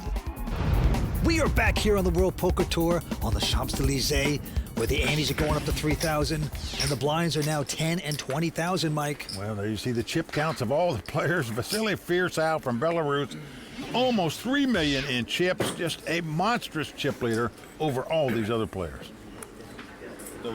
Right back down on it, Peter Apostolou, the short stack, pair of 8s, and he is going to shove them all in. Right behind him, Kimmo Kirko with a queen 10, won't play. Elliott Smith also out. Round to Christina Lindley. She is going out as well. Chip leader also folding, but Mosen with ace-queen has made the quick call. Manny's hand. Manny's hand. The race situation, the 2 overcards versus the under pair. Ace ball, draw a card. The Australian needs the 8 to stand up, or he'll be heading back down under. Jack 7 king on the flop. Sweat. Always the sweat. 9 of clubs. That's the ultimate sweat. Well, gives him a straight draw. A 10 would help him now, as well as an ace or a queen. 7 of diamonds on the turn. No help for Mosen. Mosen needs an ace, queen, or a 10 on the river to send the Australian back down under. And it's not going to happen as a 5 of diamonds appears. Can you believe it? Huh? Well, Mosen made this final table a year ago. Finished 5th at that table when he couldn't win a flip. Didn't win it then, didn't win it now. There's a lot of history behind that hand.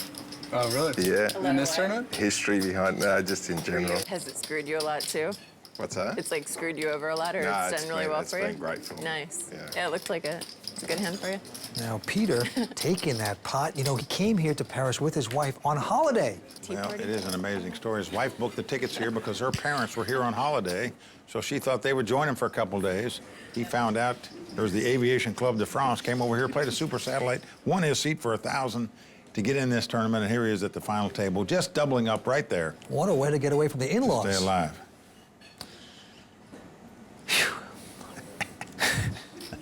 Oh, Vance. All right, right back at him. Elliott Smith, who is a swim coach. He's going to quickly fold the hand, and now Christina Lindley.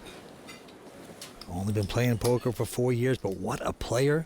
She's got an ace-8, but decides not to call. Over to the chip leader. Just looks down at a queen 7, but he can put pressure on these short stacks. Trying to do it right here. Raises it to 42,000. Mosen out. The Australian, the real estate man who just doubled up, also folding. And now it's down to Kimmo Kirko from Finland. He's got ace-4. Well, Kimmo on the short stack. 6th place with 6 players left. Knows that the chip leader can be raising with any 2 cards just to try to pick up pots. Mike, he's won over $2 million in poker earnings. What a successful career. And he's going to go all in. He shoves it right there. Well, Kimmo got into poker after watching the World Poker Tour on TV. Look at this quick insta call, though, by Vasily. We're going to see another showdown as they turn the cards up. Well, Kimmo the favorite to win this pot to double up. Must do it to stay alive. Kimmo, 30 years old. What a moment right now. And we are flopping. It's a 9-10-3. That's good for Kimmo. Ace high still out in front. Kimmo says his favorite players are Juha Helppi and Daniel Negreanu, both WPT champions. He'd like to join them. 4th Street about to appear. It's a 6 of hearts. That's also good for Kimmo. Ace high still in front. Well, this gives Vasily a straight draw. He now needs a queen, a 7, or an 8 to win this pot. Can he do it to knock out Kimmo? No, a king of clubs on the river. So for the 2nd time at this final table, Kimmo Kirko has doubled up. Vince, the chip count is tightening. The short stacks are not going. Oh, the croissants are getting buttered here in Paris. Stay tuned. We're coming back with more action here on the World Poker Tour. Season 12 of the World Poker Tour is brought to you by ClubWPT.com. Never lose a dime playing poker, guaranteed.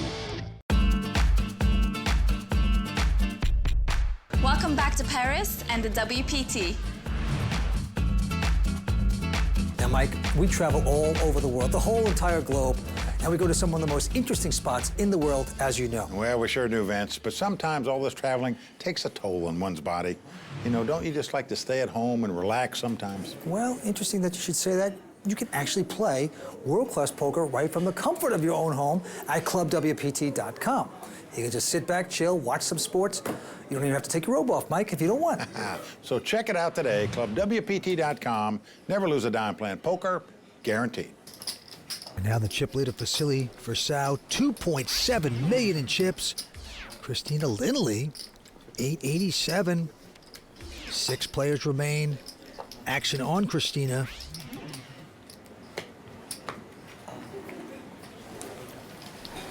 She's one of our ones to watch here this year on the World Poker Tour. She's got a nothing hand, 5-3. She will fold.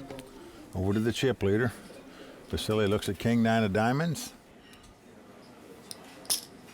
And he pops it up, makes it 45,000 to go. Motion quick fold, and now the Australian real estate man will make this call with the pair of sevens. On to the fin, Chemo. Won't play that. The swim coach, Elliott Smith from Canada, with a nothing hand, won't play as well. So two-way action, chip leader, the Russian, versus the Australian with the pair of sevens. Flop is ace, 10, 6, all diamonds, and look at this. Vasily has flopped the best hand possible. The ace-high flush, the king-high flush for him. Incredible. He has flopped the joint and bets out 45,000. He makes the small little continuation bet to try to induce a possible raise. He's getting the min raise out of the Australian. Just a weird raise with that kind of flop. Doesn't even have the 7 of diamonds.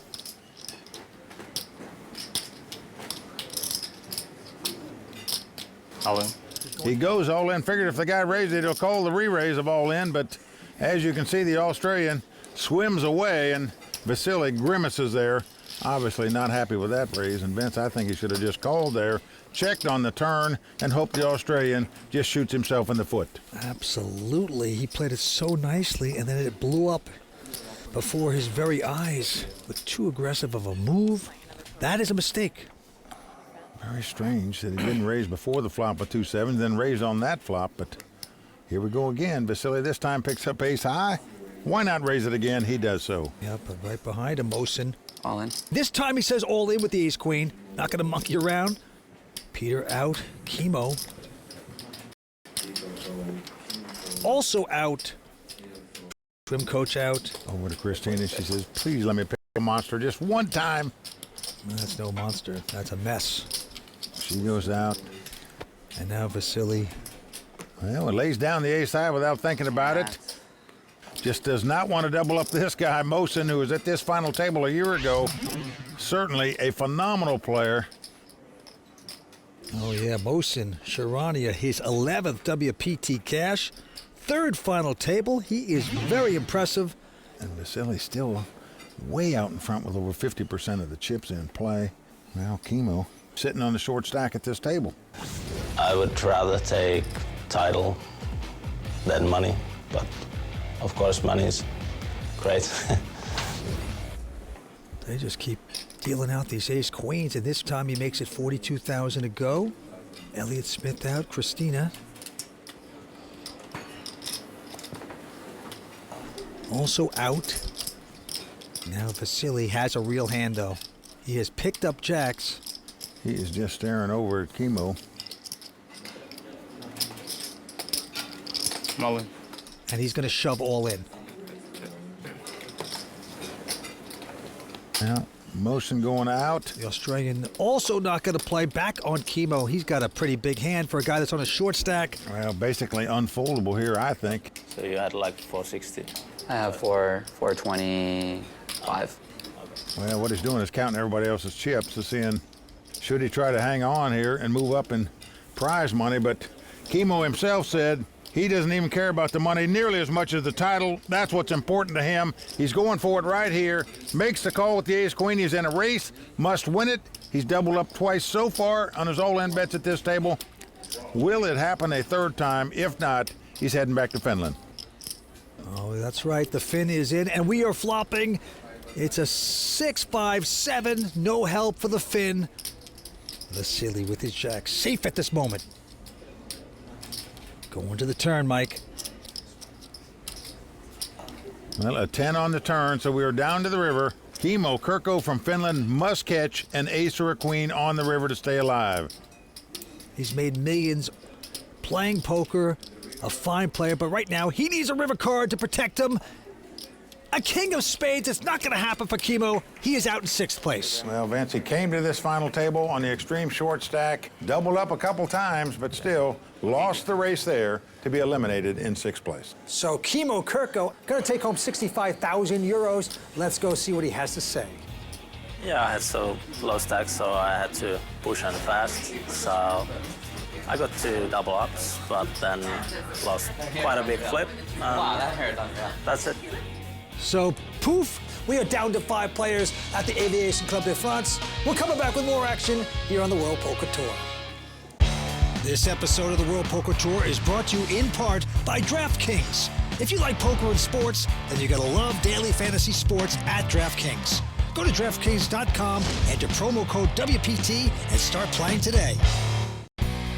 The thing I love most about playing poker is being able to travel to Paris and explore the world. This Aviation Club is by far the best poker location because you can walk out and get an amazing dinner, you can walk out and go shopping, you can stay in the heart of Paris, all kinds of attractions to see. There's a lot of history playing at the Aviation Club. It's just right on the Champs-Élysées, the most beautiful street probably in the world. It's an exciting place to play poker. We are back here on the World Poker Tour. 5 players remain.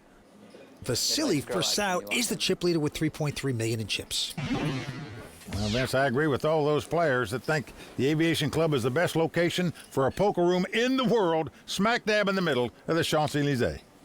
It has a lot of class. Right now, 5 players battle, Mosen with a quick fold, and now the Australian, Peter Apostolou, is going to raise with King Jack, makes it 42,000 to go. Elliott goes out. Action on Christina. She looks down at a nothing Jack 3. Oh, but look at this, Vince. She is capping her cards. That is usually a sign that a player is going to play the pot. Is she really going to play this junk after the pot's been raised in front of her? Well, she is considering this. She's reaching for raisin chips. She's going to make it 225 to go. Going for the bluff. Now she has put pressure right on Peter here. What does he do now? He gets out of the way. He gives her respect. And Vance, take your hat off and salute Christina for how aggressive she played that hand. Christina Lindley bluffing everybody. 1 hand an hour bluffing. In the hallway, they're talking about how much you bluff. Who's that? Everybody. Even the production crew was like, God, what a bluff. Yeah, right. And there you see her boyfriend David rooting her on.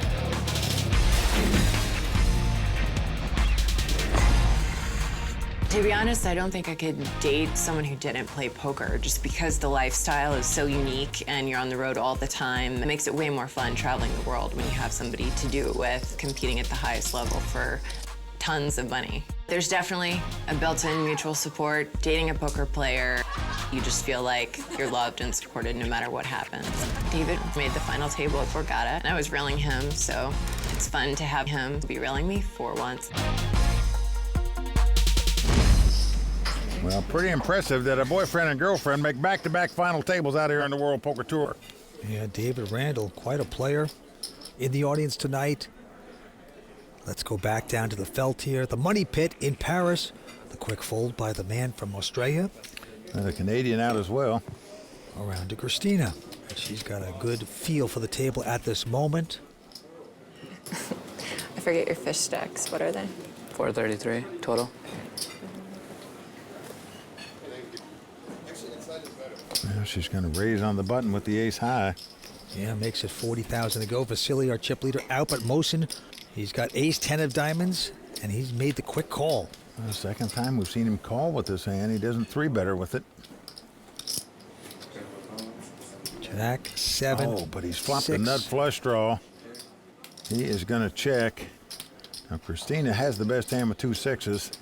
Looks like she's going to make a continuation bet, but for sure this is going to get check raised. All in. Exactly what you said, Mike. Going to put pressure right on her now. She just got bottom pair. Do you really want to double up this tough a player or take a chance on it with just bottom pair? I don't think so. Mohsen Sharania, third time at the WPT final table, is going to make this one work with the all-in bet.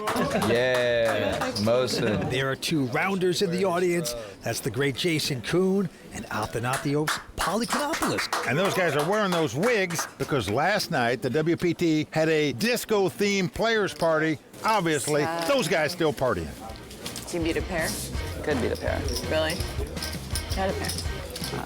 Could be a pair of sevens. The action is starting to get more intense here in Paris. Stay tuned, we'll be right back from the Aviation Club de France. Welcome back to the beautiful Aviation Club de France and the WPT Grand Prix de Paris. Mike, we have 5 players remaining. Exciting action going on here on the Champs-Élysées at the Aviation Club de France. Let's go check the chip count and get back down to the table. Well, there you see the chip count. Vasily Forceout from Belarus well out in front with over 3.3 million in chips. Over 4 times as many chips as the person in second place, which is Christina. You just don't see that often with 5 players left in the tournament. All right, down to the table we go. A quick fold by the Canadian Elliott. And now Christina Lindley. She will throw away a queen 10 onto the chip leader. And looks down to 9-7 of diamonds. There he's getting out some raisin chips. And he makes it 40,000 to go. Into Mohsen, who has a big hand, ace-king. We know he's going to raise it. Just a matter of how much he's going to raise it. Mohsen Sharania, his third time at a final table on the World Poker Tour. Has not taken down the title yet, but right now, he'd just like to take this hand. He makes a raise, goes to 130 to go. Now Peter goes out, and without hesitation, Vasily goes out, and surprisingly, it cost him 90,000 to call, but he's in position, could see a flop. He just opted to fold, just doesn't want to tango with Mohsen, who he gives a lot of respect to. What do you have now? Like 6? Well, that's a good point. He would have gotten a lot of value by the call, but he elects not to, and we move on. I don't know why. Into Christina. She goes out. Vasily taking a break. Exactly. And Mohsen going out as well, so cool. Like the battle of the blinds here. The Australian with ace-3 just calling. And now the swim coach from Canada, tough poker pro Elliott Smith with a real hand pair of 9s. Very surprising that you wouldn't raise with ace-high out of the small blind. Elliott, of course, all in. Is going all in here now. And he is going to put the pressure on the real estate guy from Australia. Well, Vance, this guy would raise with a queen-jack in this situation because you're not going to put your opponent on an ace when he didn't raise pre-flop out of the small blind. That's such a weak play. Peter won't play. So the Canadian takes down that pot. Elliott Smith, 26-year-old poker pro out of British Columbia, Canada. The Canadians have done very well out here in the World Poker Tour over the years. Over a dozen have won WPT championships, and 2 of them were WPT Players of the Year. That was Daniel Negreanu in Season 3 and Gavin Smith in Season 4. Elliott Smith looking to join those WPT champions if he wins this tournament. He's got over $1 million in earnings in poker. What a player. Elliott Smith from Canada doing quite well here tonight. Now folded around to Mohsen, who looks down at ace-9 of spade.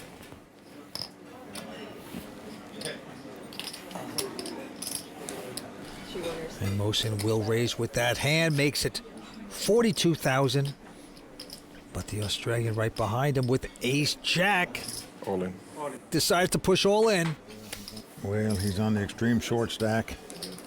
Got about half as many chips as Mohsen does, but you pick up an ace-jack in that spot on the short stack, you're going to ship it. Elliott out as well as Christina. So back on Mohsen, he's got a decision to make. He knows he won't be out if he loses the pot, but he'll be in 5th place, though. But he's making the call. He's gambling here. Oh, you're good. You see him, Wince does not like seeing that hand, as he is dominated, as we say, ace-jack versus ace-9. Peter Apostolou from Australia. Gotta love his position at this point.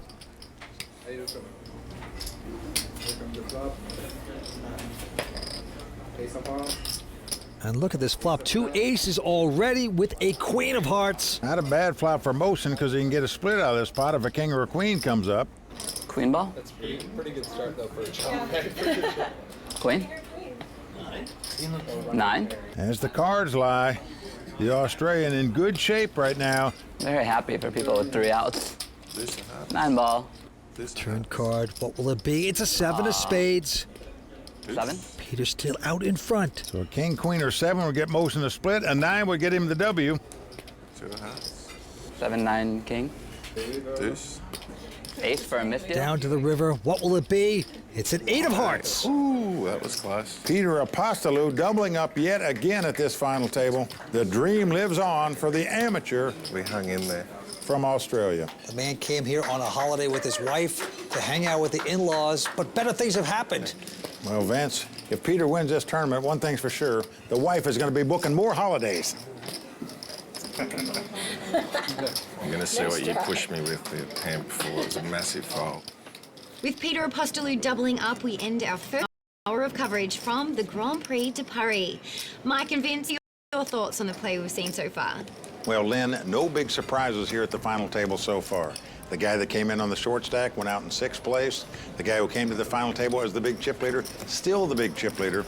If there's a surprise, it might be that Mohsen Charania, the guy many expected to contend and do well here, is now sitting in last place in 5th chip position. But right now, you got to say Vasily is the man. He's the king with all the chips. He's going to be the guy to beat. Yeah, but you talk about luck. How about Mr. Holiday, Peter Apostolou from Australia?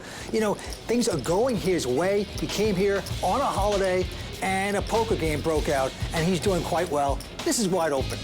It sure will be interesting to see who takes a stand against Vasily. Please join us next time for continuing coverage of the WPT Grand Prix de Paris. For Mike Sexton, Vince Van Patten, Tony Dunst, the Royal Flush Girls, and everyone at the World Poker Tour, I'm Lynn Gilmartin. See you next time on the WPT. I don't understand what this is for. The World Poker Tour is brought to you by ClubWPT.com. Never lose a dime playing poker. Guaranteed.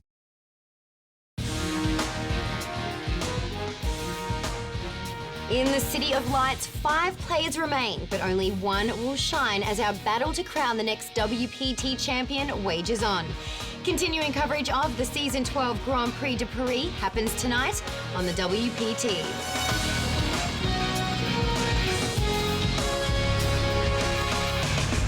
Well, the crowd all standing. He is circling the dream. They are going bare knuckles in the center of the ring. He needs the extreme miracle.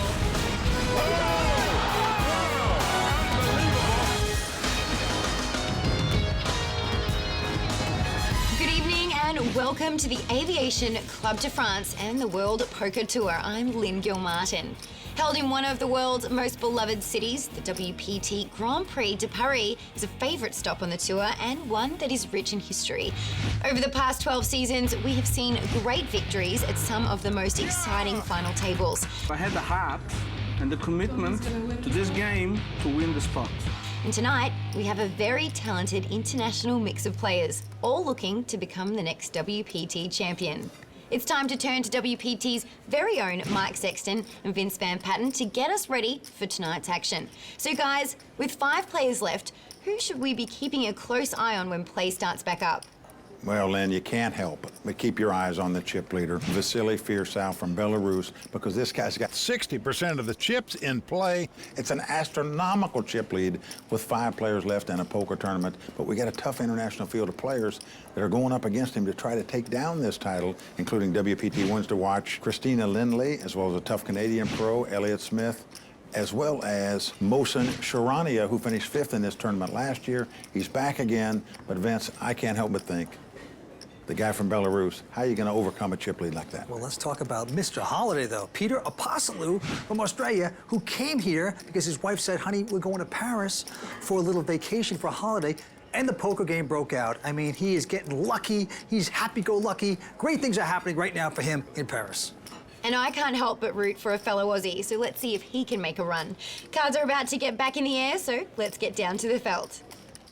Well, there you see the chip counts.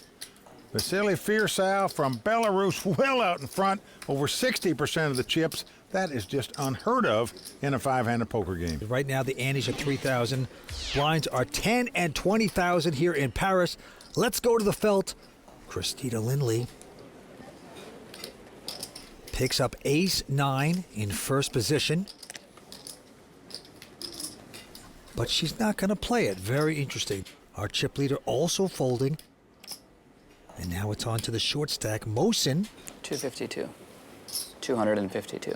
Got ace-7 of clubs. Will make it 252,000 all in into the Australian. Peter Apostolou, who's into real estate in Australia, came here on a holiday. He's got ace-4. There's mad Marvin Rettenmaier. Interesting hair. And he's wearing that wig from the WPT Players Party. It was a disco-themed night.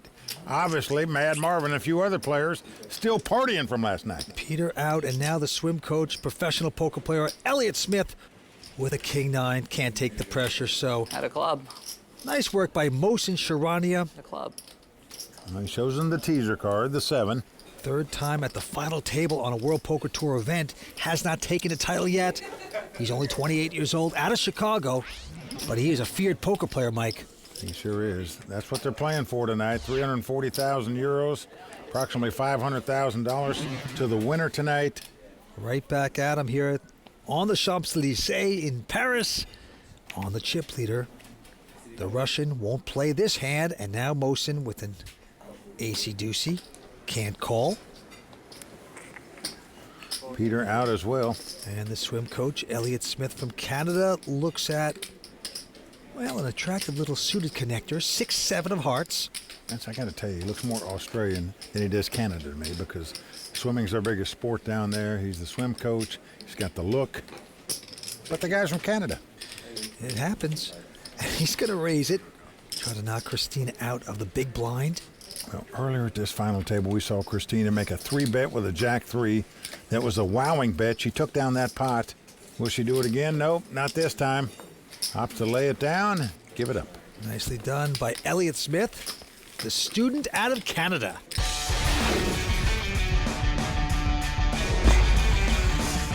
Elliott's a great guy, actually. Yeah, really nice bloke. He's always having a bit of a laugh. All right, I'll take it. Elliott's funny. He looks like Thor. He's like a big guy. There was a couple times when he was squished between us, he was knocking stuff over a little bit like a bull in a china store. Elliott loves to talk at the table. He also likes to take his sweet time, and that can definitely bother some players. He had a really big hand against Marvin Rettenmaier on the money bubble, where he actually had the clock called on him. 10 seconds. 5. We'll try to do this spot. My table image is probably this guy likes to look at me a lot. Maybe sometimes that might make people a little uncomfortable, but for the most part, I'm usually pretty relaxed and fun at the table. Well, he should be relaxed. This man has won over $1 million in poker. He's playing well here tonight. The swim coach, the poker player. Well, there you see the graph, and you can see that Vasily has 60% of the chips in play. Very impressive. It really is just an astronomical chip lead with 5 players left. A 15 Right back on our ones to watch, Christina Lindley. She was out in Hollywood as a model and an actress. But she's going to fold it. Vasily not going to play as well. Into Mosen, who has an ace-6, short stacked. And he is going to go to 42,000. The Australian goes out. Well, over to Elliott. What did you start with? 288. Now, he knows Mosen's a very aggressive player. Could raise with anything on the button. And Elliott looks like he is going to, well, he doesn't go all in, but he sets Mosen all in. That's important here. You got it. With just the ace-5, and Mosen gives it up. Well, Mosen laying down the ace-6, a little cautious here, but you can't blame him because nothing went right for him at this final table here last year. I call. Oh, Mosen picked up a pair of jacks. Do you think you're going to win? I don't think anything. I think there'll be 5 cards on the board. Right now, Mosen out in front with the jacks. Will they stand up? 5, and an ace just like that for Timothy. Mosen knows he needs to catch a jack or 2 running diamonds to win this pot. On to the next hand, Mosen with an ace-queen under Theo Jorgensen, who has a very solid pair of 10s. I'm all in. Whoa, he's gone all in. Call. And a quick call by Mosen. So here we go, the classic race situation. Look. Oh, you said it first. I can't beat that. You Congrats. just jinxed it back the other way. Yeah. Oh, Theo's gonna love to race with that flop. That's an amazing flop. He's flopped a full house. Yeah. Oh, boy, that's it. 10's full, just like that. Well, it's a 4 hearts. That's gonna do it for Mosen in this spot. All in. And look at this. Mosen is going all in with the king-queen. He's on the short stack. Salzburg right behind him with ace-jack of hearts. Has made the call. He's gonna have to have some help here to stay alive. No help there. 10-4 deuce. Doesn't happen on the turn as the 10 comes off. As a 5 of diamonds appears on the river, Mosen is knocked out. All right. And with that last hand, the Andes are going up to 3,000. Blinds now 12 and 24. Getting expensive here at the Aviation Club de France. A quick fold by Mosen. Peter out as well. Elliott Smith, 26-year-old swim coach with an ace-7.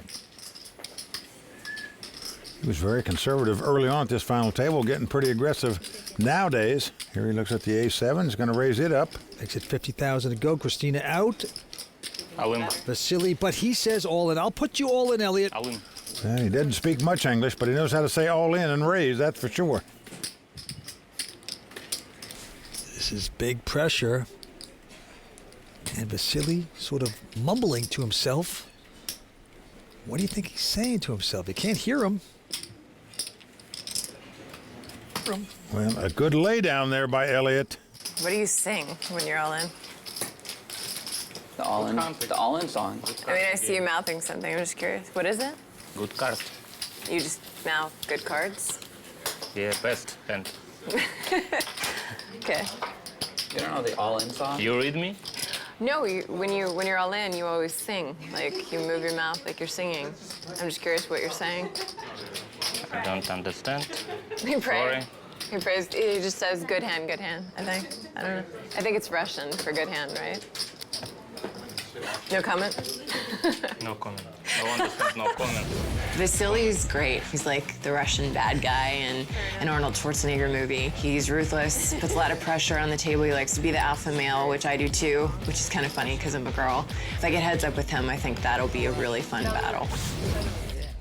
It certainly would be. She's played impeccably tonight, mixing up her game beautifully, demanding respect. But back to this hand. Quick fold by the real estate man and the swim coach. Over to Christina. Here she looks at a jack-8 offsuit. Releases the hand, and Vasily. All in. Well, Vasily going all in again. Mosen's got him beat, actually, but I haven't not folded yet. hard to call that when you have a queen deuce. Vasily taking control here once again. Vasily married with 2 kids, 36 years old. What an opportunity to take home a WPT title and get his name inscribed on the WPT Champions Cup. His second WPT cash, but he's looking to become the first player ever from Belarus to win a WPT title. On to the next hand, Elliott Smith, the Canadian, with an 8-7. But look at this, he's going to get fancy. Makes it 50,000 with that junk hand. Check the hand. Christina with ace-king. All in. She has pushed all in. Vasily has done it. He's picked up the hand. When you want to pick up a hand, he's got the weapons of mass destruction, the pair of aces. Really tough luck for Christina here. I call. And he says just call, of course, because he knows he has them covered. I'm going to pass. Mosen out. Well, everybody's going out. Oh, wow. Christina cannot believe her luck. Wow. She's picked up such a big hand, and all of a sudden, 2 kings one time. Vasily picks up aces. With ace. Huh? King, ace. King, 2. She needs a miracle. You'll take queen jack 10 off clubs. Yeah. Queen jack 10 of clubs will work. She has been cold decked right here. I bet she has really played excellent poker so far tonight. And everybody would move in with this hand when someone raised in front of you. Flop comes up queen, 4. No help for Christina. Well, she's going to have a jack 10 or running pair of kings to win this pot, Vince. Nothing else will do. What a predicament. Vasily loving this moment. Here goes the turn. It's another queen. Queen and chop. Oh, boy. She's got one out to chop. Well, she doesn't really, because Mosen folded a queen. Oh, that's She's right. drawing dead. She is going to be our 5th place finisher. So the lone lady at the table, unlucky, picks up ace-king, runs into 2 aces. Au revoir for Christina, out in 5th place, but she will take home $82,000. A very tough American player has to say goodbye here on the Champs-Elysees. Let's see what she has to say about it. Vasily has been coolering the shit out of everyone all tournament, so it just kind of feels like it's meant to be his tournament. I don't know. I got coolered pretty bad, 5-handed with ace, king, aces. I have no regrets, and I feel really good about my play. I'll be back from Montreal, and hopefully next time when I get in the spot, you know, I'll run a little hotter. So Christina Lindley ends an impressive run with her 2nd cash this season. Unfortunately, she will be leaving us. But we'll be back with a look at some of the fun the Royal Flush girls have been having here in Paris. We love Paris. Santé.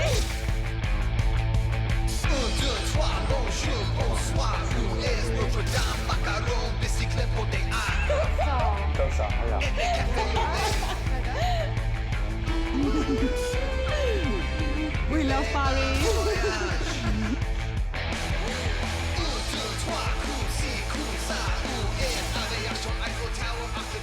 Welcome back to Paris and the WPT. Well, there you see the chip counts. Vasily Forceout from Belarus, well out in front with over 4.2 million in chips. The guy has never come close to relinquishing the chip lead. Pretty incredible. Down to it we go. The poker pro, swim coach Elliott folding his hand. Vasily now. He's got king 7 with the button. Likes it, goes to 51,000. And just continuing to put pressure on these guys. Mosen out, and now Peter, the real estate guy from Australia.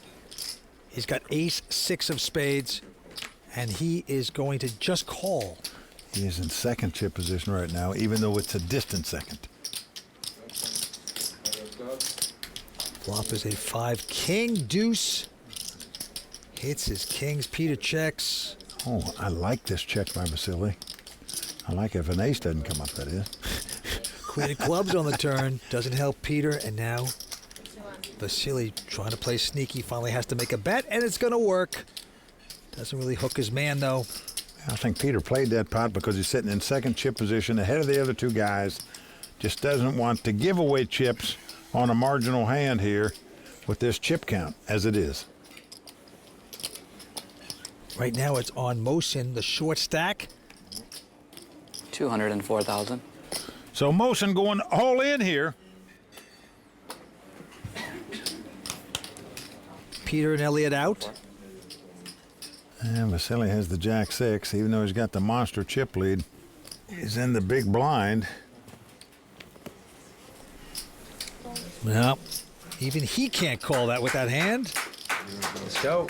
Now look at that freak show here in Paris. Now we had a great party last night, a 70s party on the World Poker Tour, and so everyone had wigs on and they just forgot to take them off, evidently. Well, it was a disco theme party.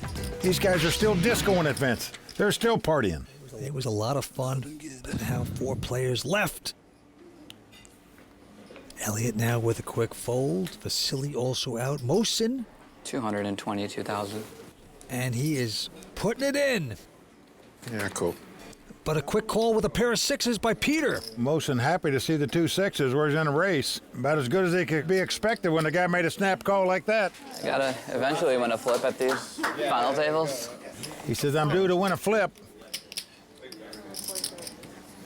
There goes Mosen. He's running over the last season's champion, Matt Salzburg's girlfriend, Renee, thinking she was lucky for Matt. Maybe she'll be lucky for him. Come on, Garcia. Big moment here for Mosen. And the flop is... That's not good. Well, 3 hearts on the flop. That's pretty good so far. Meaning any heart 9 of hearts. Would give Mosen a flush. Now you would think the 6s are still out in front, but actually not, percentage-wise. Close. 6 of So clubs. many out for Mosen. Mosen, the mathematical favorite to win, and the king, he made monster favorite. 1 out. 1 out. The Australian has to catch a 6 on the river. Otherwise, Mosen is going to double up. I'll take the deuce of hearts. He'll take anything but the 6 of clubs. Mosin hitting on the turn, down to the river. There's a jack of diamonds. So Peter's going to pay off Mosin. 222. Mosin from Chicago, 28 years old. What a talented player we're watching here tonight. Yeah, he's got some big-time players in the stands watching him tonight as well. There's mad Marvin Rettenmaier.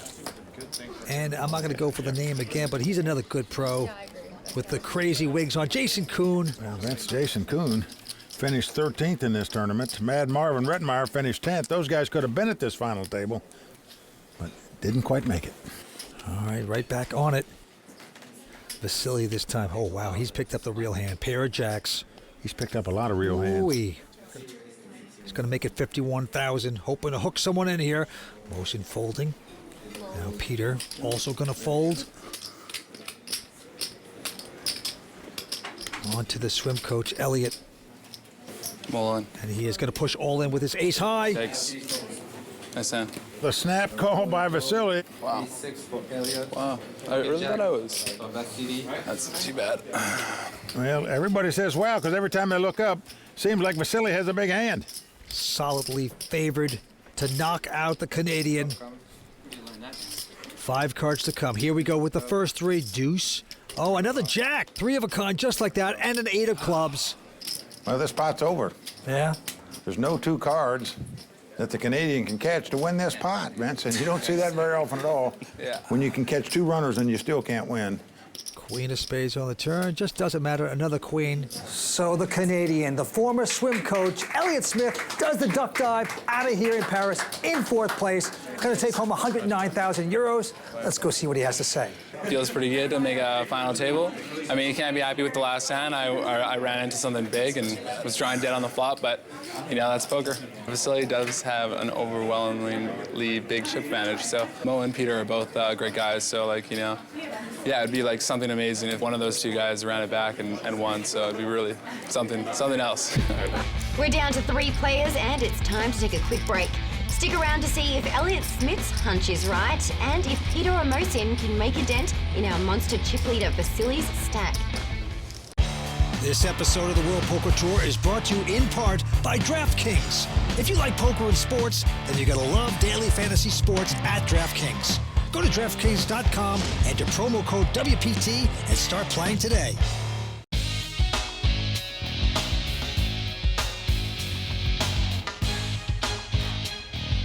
Welcome back to Paris and the Aviation Club de France. Now, Mike, we travel all over the world on the World Poker Tour, and we go to some fantastic stops, and so have our ClubWPT.com VIP members. Well, that's right, Vance. Many of our Club WPT VIP members have earned their seat to play in WPT main events, not only in the U.S., but in places like Montreal, Canada, Venice, Italy, and right here in Paris. And not only did they mix it up on the green felt, but they also had the travel opportunity of a lifetime. So, if you want a chance to win a seat to a WPT event, check out Club WPT today. You'll be glad you did. ClubWPT.com. Never lose a dime playing poker, guaranteed. And there, Vasily Forceout, what a range. 4.6 million, the man from Belarus, in command here tonight. Oh, just incredible. More than 10 times the amount of chips of either of the other 2 players. The man from Belarus is the man to beat right now.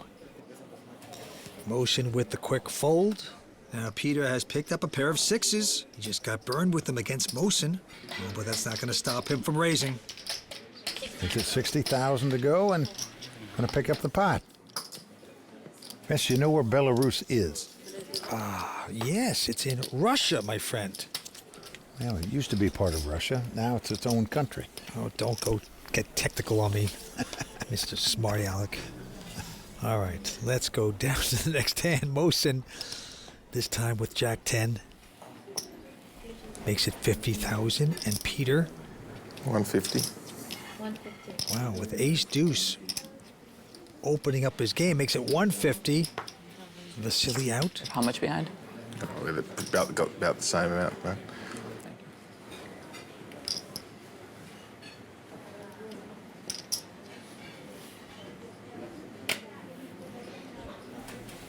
Well, Mosin's going to lay it down, so a nice 3-bet there by the Australian. I never know what to do there with kings. Came here on a holiday with his wife, discovered the Aviation Club, played $1,000 satellite, and here he is.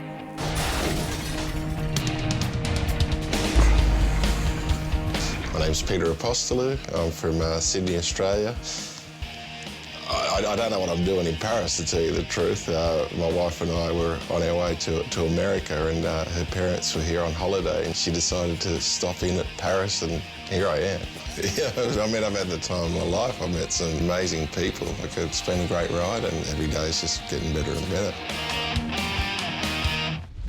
Now look at the wife taking pictures there, Vance, of the hubby. Why not? They're on a 3-month vacation, and they're going to come home with more money than they left with. That is a great point. It's the dream come true.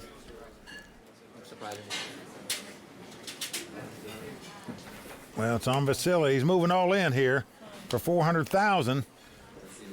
When I say moving all in, he's setting them all in, I should say. But they go out. He adds the blinds and antes to his chip count, which is massive. The man from Belarus is the man to beat right now, for sure. All in. Well, look at this. Mosin picking up king, queen of diamonds, says all in. Can he get paid off, Peter, with a nothing hand? Must fold it. But Vasily also with a junk hand. And he will give it up to Mosin. Well, there's Mosin's girlfriend, Sasha. And then she still got her party hat on from last night as well. Well, that's the great thing about the World Poker Tour. We do have great players' parties, and we have a good time out here. That's nice. When you go busted out of a tournament, you go to a party where somebody else picks up the tab. Get a free wig, get a free hat, perhaps.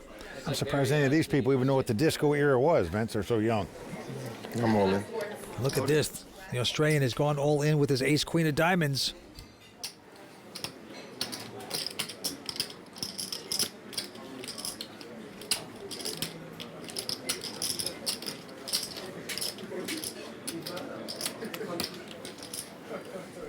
Vasily has folded. Uh-oh, could be big trouble for Mosin here. Oh, wow. It is possible to call this. But no. Close.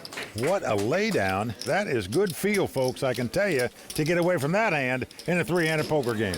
I think if this fold time all in, you call? Yeah, snap off. Ace 10. You call ace 10? You fold ace 10? I don't think he's shoving worse. No fold? I call. You call? You can call. We see stack, I call. Well, Vasily and Mosin have a lot to say about that hand, and I'm sure Tony Dunst does too. The raw deal is coming up, so stay tuned.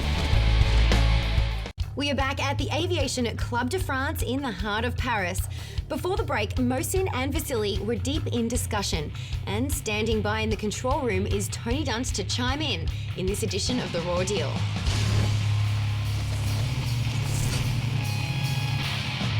It's pretty obvious that to have consistent success at tournaments, you need to know how to maneuver a short stack. Playing a 10 to 20 big blind stack can be boring and thrilling at the same time.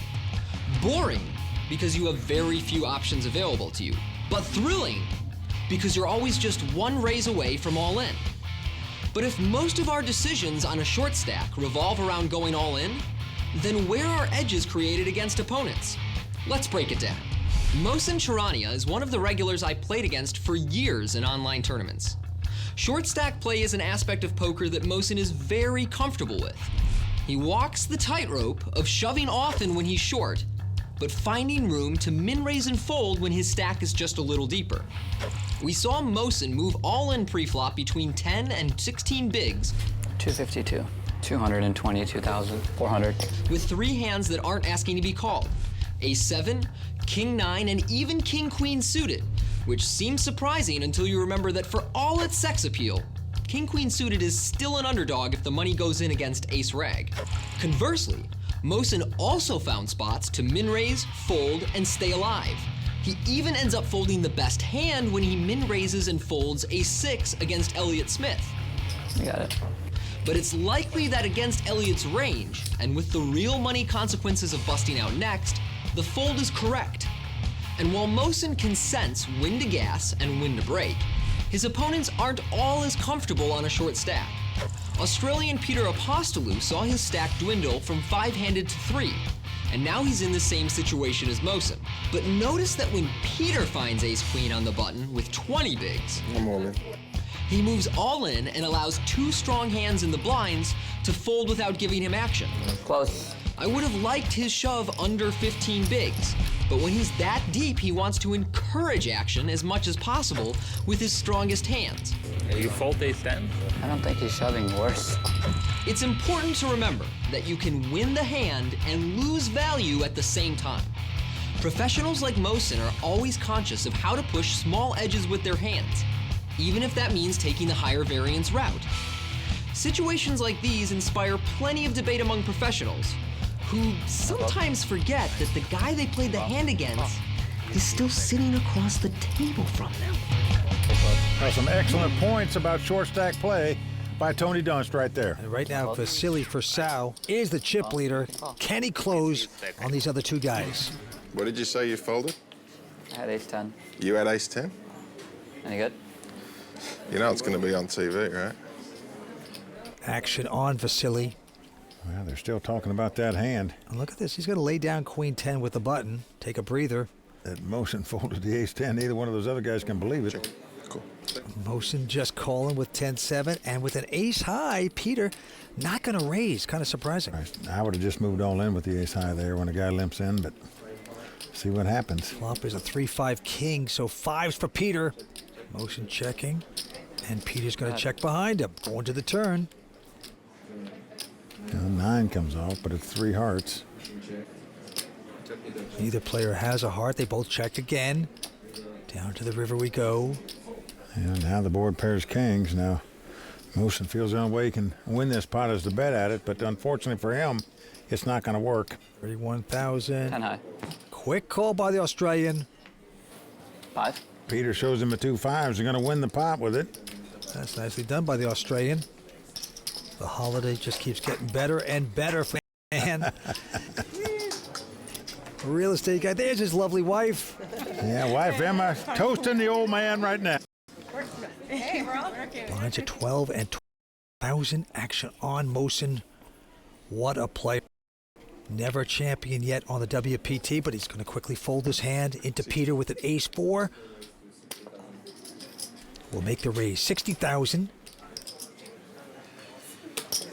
Vasily's going to splash around with a 9-6. And his opponent is priced in to see a flop. That's why I think when you have an ace and a baby in a small blind, with his stack, just move in with it. But flop comes up king, queen, 3. No help to either player. Peter checks, and now watch this. The pot's going to get taken away from him by the chip leader here. 31,000. Yeah, just a small bet into a pot that's got 129,000 in it. Smart betting, smart playing by Vasily. Now look at these 2 poker players. You see, they just reek of hangover right there. That's what I'm saying. They are good guys, though. Oh, boy. Right back on it.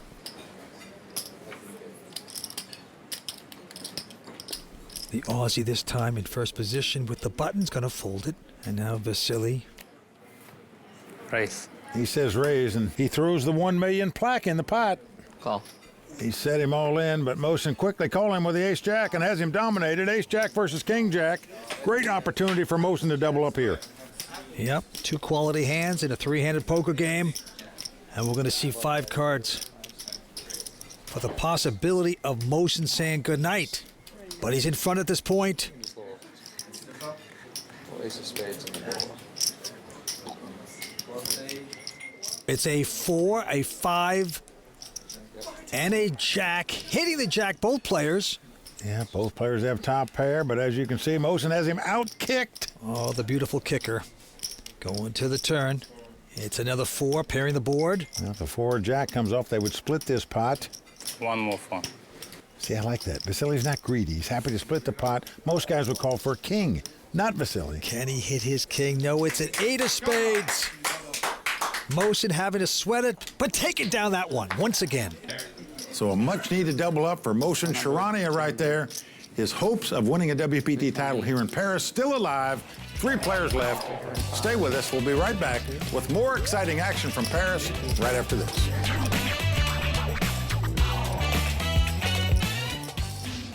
Why just watch the World Poker Tour on TV when you can get in the game for free? Go to clubwpt.com today and see how you can win an entry to a WPT tournament. Clubwpt.com, never lose a dime playing poker, guaranteed. With season 12 now on the move, the race for Player of the Year is starting to gear up. Neck and neck in the lead with 1,200 points are newly crowned WPT champions Jordan Christos and Anthony Zeno.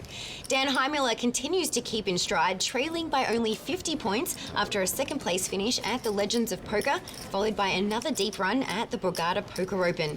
This season's race will likely prove to be more of a marathon than a sprint, and we'll be sure to keep you informed of any movement during each leg of the race. But for now, let's get back to the action here at the Aviation Club. Well, there you see the chip counts. Vasily still well out in front, nearly 4.4 million in chips. And he has just had a nice walk in the park so far at this final table.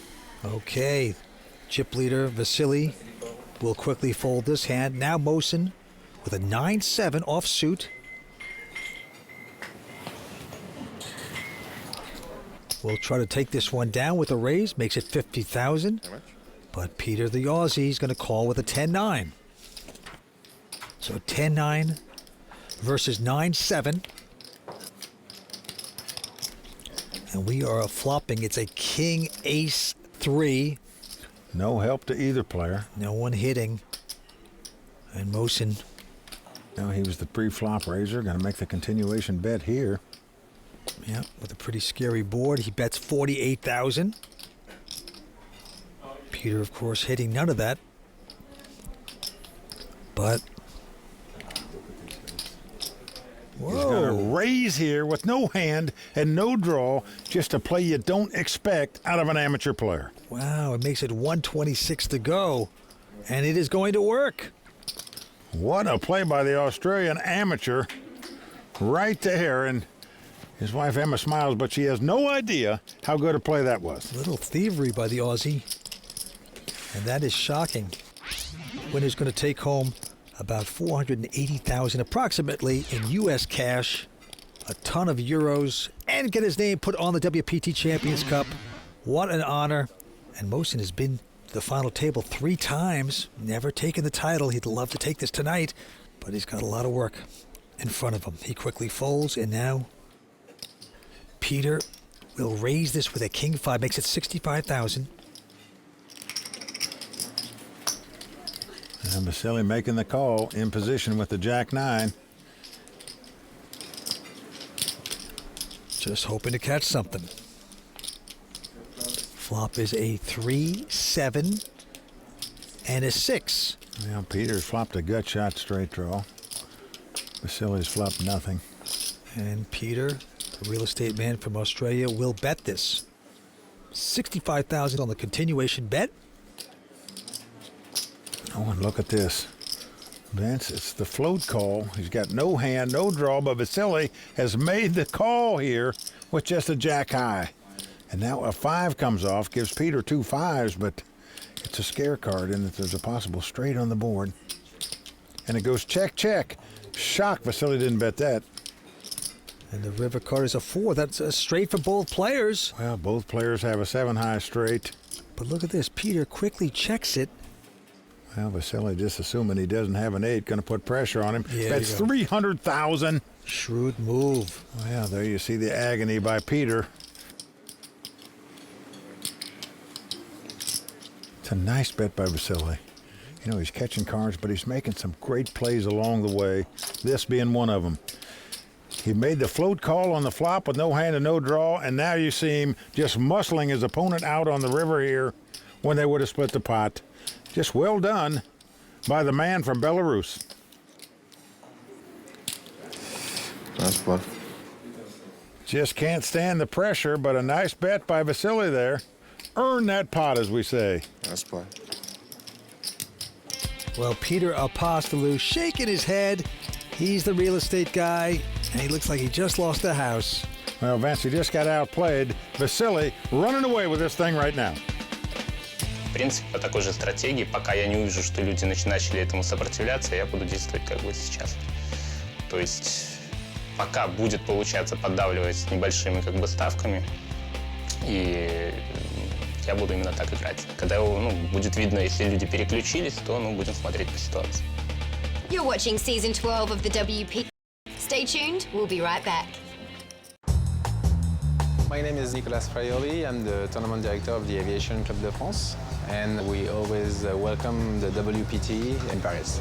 The players come to the aviation because it's a very small club. It's like a family club, and they meet players from different countries like Russian, American, Italian. We got many different kind of poker, open-face Chinese, PLO, Courchevel, No Limit Order, of course. The Aviation Club de France offer a world-class poker, and it is located on the Champs-Élysées, which is the best avenue of the world.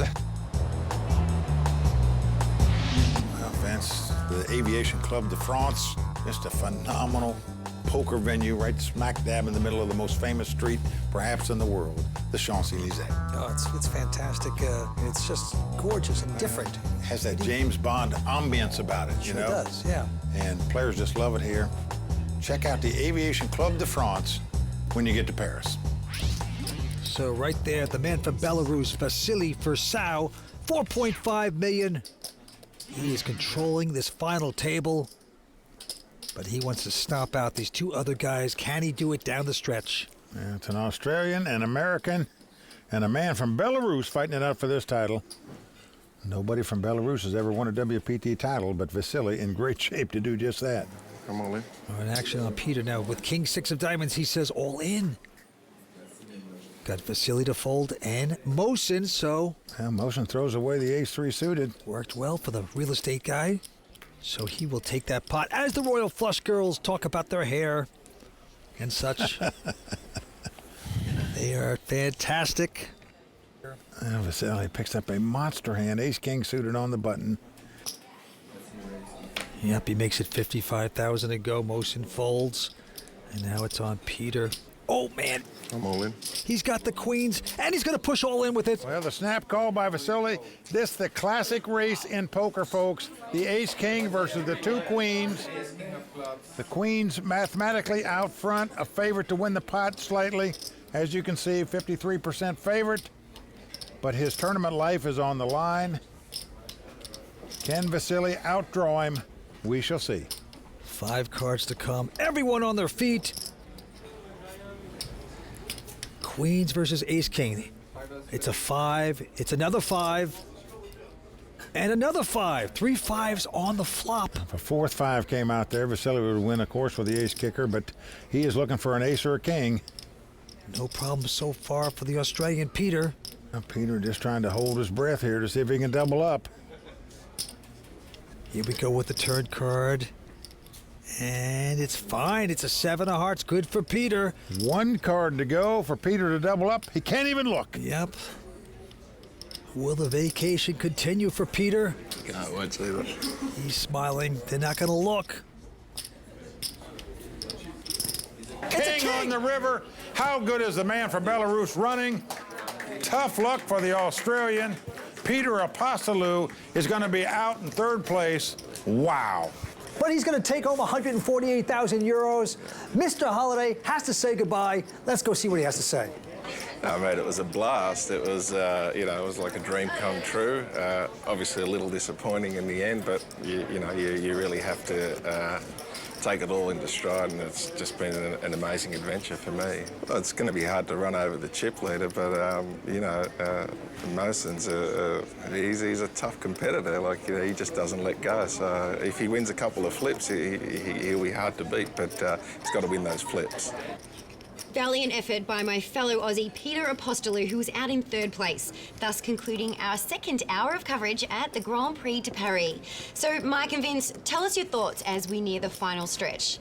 Well, Lynn, I'm seeing what everybody else is probably thinking, that it's been nothing but a one-man band show so far at this final table here in Paris. Vasily Forceout came to the final table as big chip leader. He's done nothing but extend that chip lead. I'm not sure Mosin is going to be able to come back and take this title from him. Well, you're right, Mike. He is a wrecking ball. He is destroying this table tonight. But usually on the World Poker Tour, no matter how easy it's going, there'll be some adversity. So we will see. Otherwise, they'll do like they do in France. Like a little French bird, poof, you're gone. Au revoir. Such a card you are, Vince. All right, please join us next time for the conclusion of the WPT Grand Prix de Paris. For Mike Sexton, Vince Van Patten, Tony Dunst, the Royal Flush Girls, and everyone at the World Poker Tour, I'm Lynn Gilmartin. See you next time on the WPT. I don't understand what this is for. The World Poker Tour is brought to you by ClubWPT.com. Never lose a dime playing poker. Guaranteed.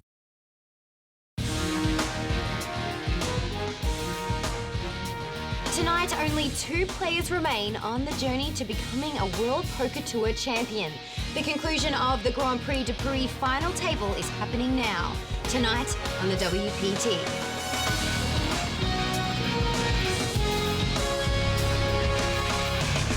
Well, the crowd all standing to circle the ring. They are going bare knuckles in the center of the ring. He needs the extreme miracle. Oh!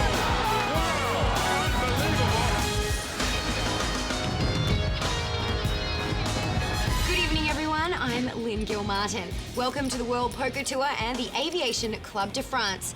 We're about to kick off our 3rd hour of coverage at the Grand Prix de Paris with heads-up action. But before we do, let's check in with Mike Sexton and Vince Van Patten to tell us where we stand. Well, where we stand is Vasily not only has a chance to become the first guy from Belarus to ever win a WPT title, he could also be one of the very few guys that personally eliminate every player at the table on the way to taking down the championship. Yeah, but Mike, he's still got one man to beat, and that is Mohsen Charania, the 28-year-old from Chicago. And we said when this final table began that he was the one with the most experience in a high-pressure situation. And you know, Mohsen, he's not going down without a fight. That is for sure. Will he be Mr. Lucky and take home this title? We're going to see. Well, gentlemen, I'm really looking forward to this heads-up battle. And right now, the Royal Flush Girls are bringing out the Euros for Vasily and Mohsen. There's Sonia, Dalia and Tuba wishing both players good luck. It's an opportunity of a lifetime for these guys, and moments ago we grabbed a quick word with the two of them. Я себя хорошо сейчас чувствую, большим лидером являюсь в хедзапе, но это все равно большая ответственность, потому что все равно короткий стек может всегда раскрутиться, и как бы всегда обидно проигрывать такой хедзап, когда ты играешь с большим чип-лидером, а как бы короткий, ему уже терять нечего, как бы, поэтому психологически он себя более комфортно чувствует. I was wearing a shirt that says unfinished business on it. I'm going to need to wear one that says I have a lot of work to do. Down to 2, but I have a 7-1 chip deficit. It looks like when someone has that many chips, they're playing very absurdly aggressive, but it's more even keel. Maybe heads up, he's going to get more aggressive, but for now he's playing just very solid, so maybe I have to get a little aggressive and take advantage of it. All right, here we go, the heads-up battle for the title of the Grand Prix de Paris Championship about to get underway. Vasily with 4.8 million. Mohsen, 712,000. The antes are 3,000. The blinds are 12 and 24. Here we go, down the stretch. Yeah, it's a monster chip lead playing heads up for a title, a 7-1 chip lead. But Mohsen was 5th in this event last year. He is playing heads up for the title this year. Now that alone is very impressive. Mohsen with a king 9. You know, he just called, and Vasily says, let's see the flop. And the king, just like that, ace, 8. Vasily with just a 4-5. And Vasily has checked it. Mohsen betting his kings, 52,000. And that will do it. On hand number 1 of the heads-up battle, Mohsen Charania taking down the first pot. Well, there you see what they're playing for. The winner getting 340,000 euros. It's about 480, Mike, in U.S. cash, approximately. Runner-up 230,000 euros, but it's about the title with these guys. Blinds are going up to 15 and 30 with an ante of 4. And look at this, Mohsen has got a real hand, pair of 10s. Going to raise it to 70,000. Vasily with the 7-5 of clubs going to make the call. So we're going to see a flop. Mohsen would like to get some value out of this. Flop is a 6-3-4. Oh my goodness, just the thing that Vasily wanted. He has flopped the straight. And he's going to check it. Well, Vance, I don't see how Mohsen is going to help from getting broke in this hand. This could be the last one. Now he has bet at 38,000. Now Vasily Yep, he's just going to walk the dog. Just calling. Set the trap. Turn card, an ace of clubs. Well, that's a card that could possibly save Mosen. Vasily is going to check. And here goes Mosen.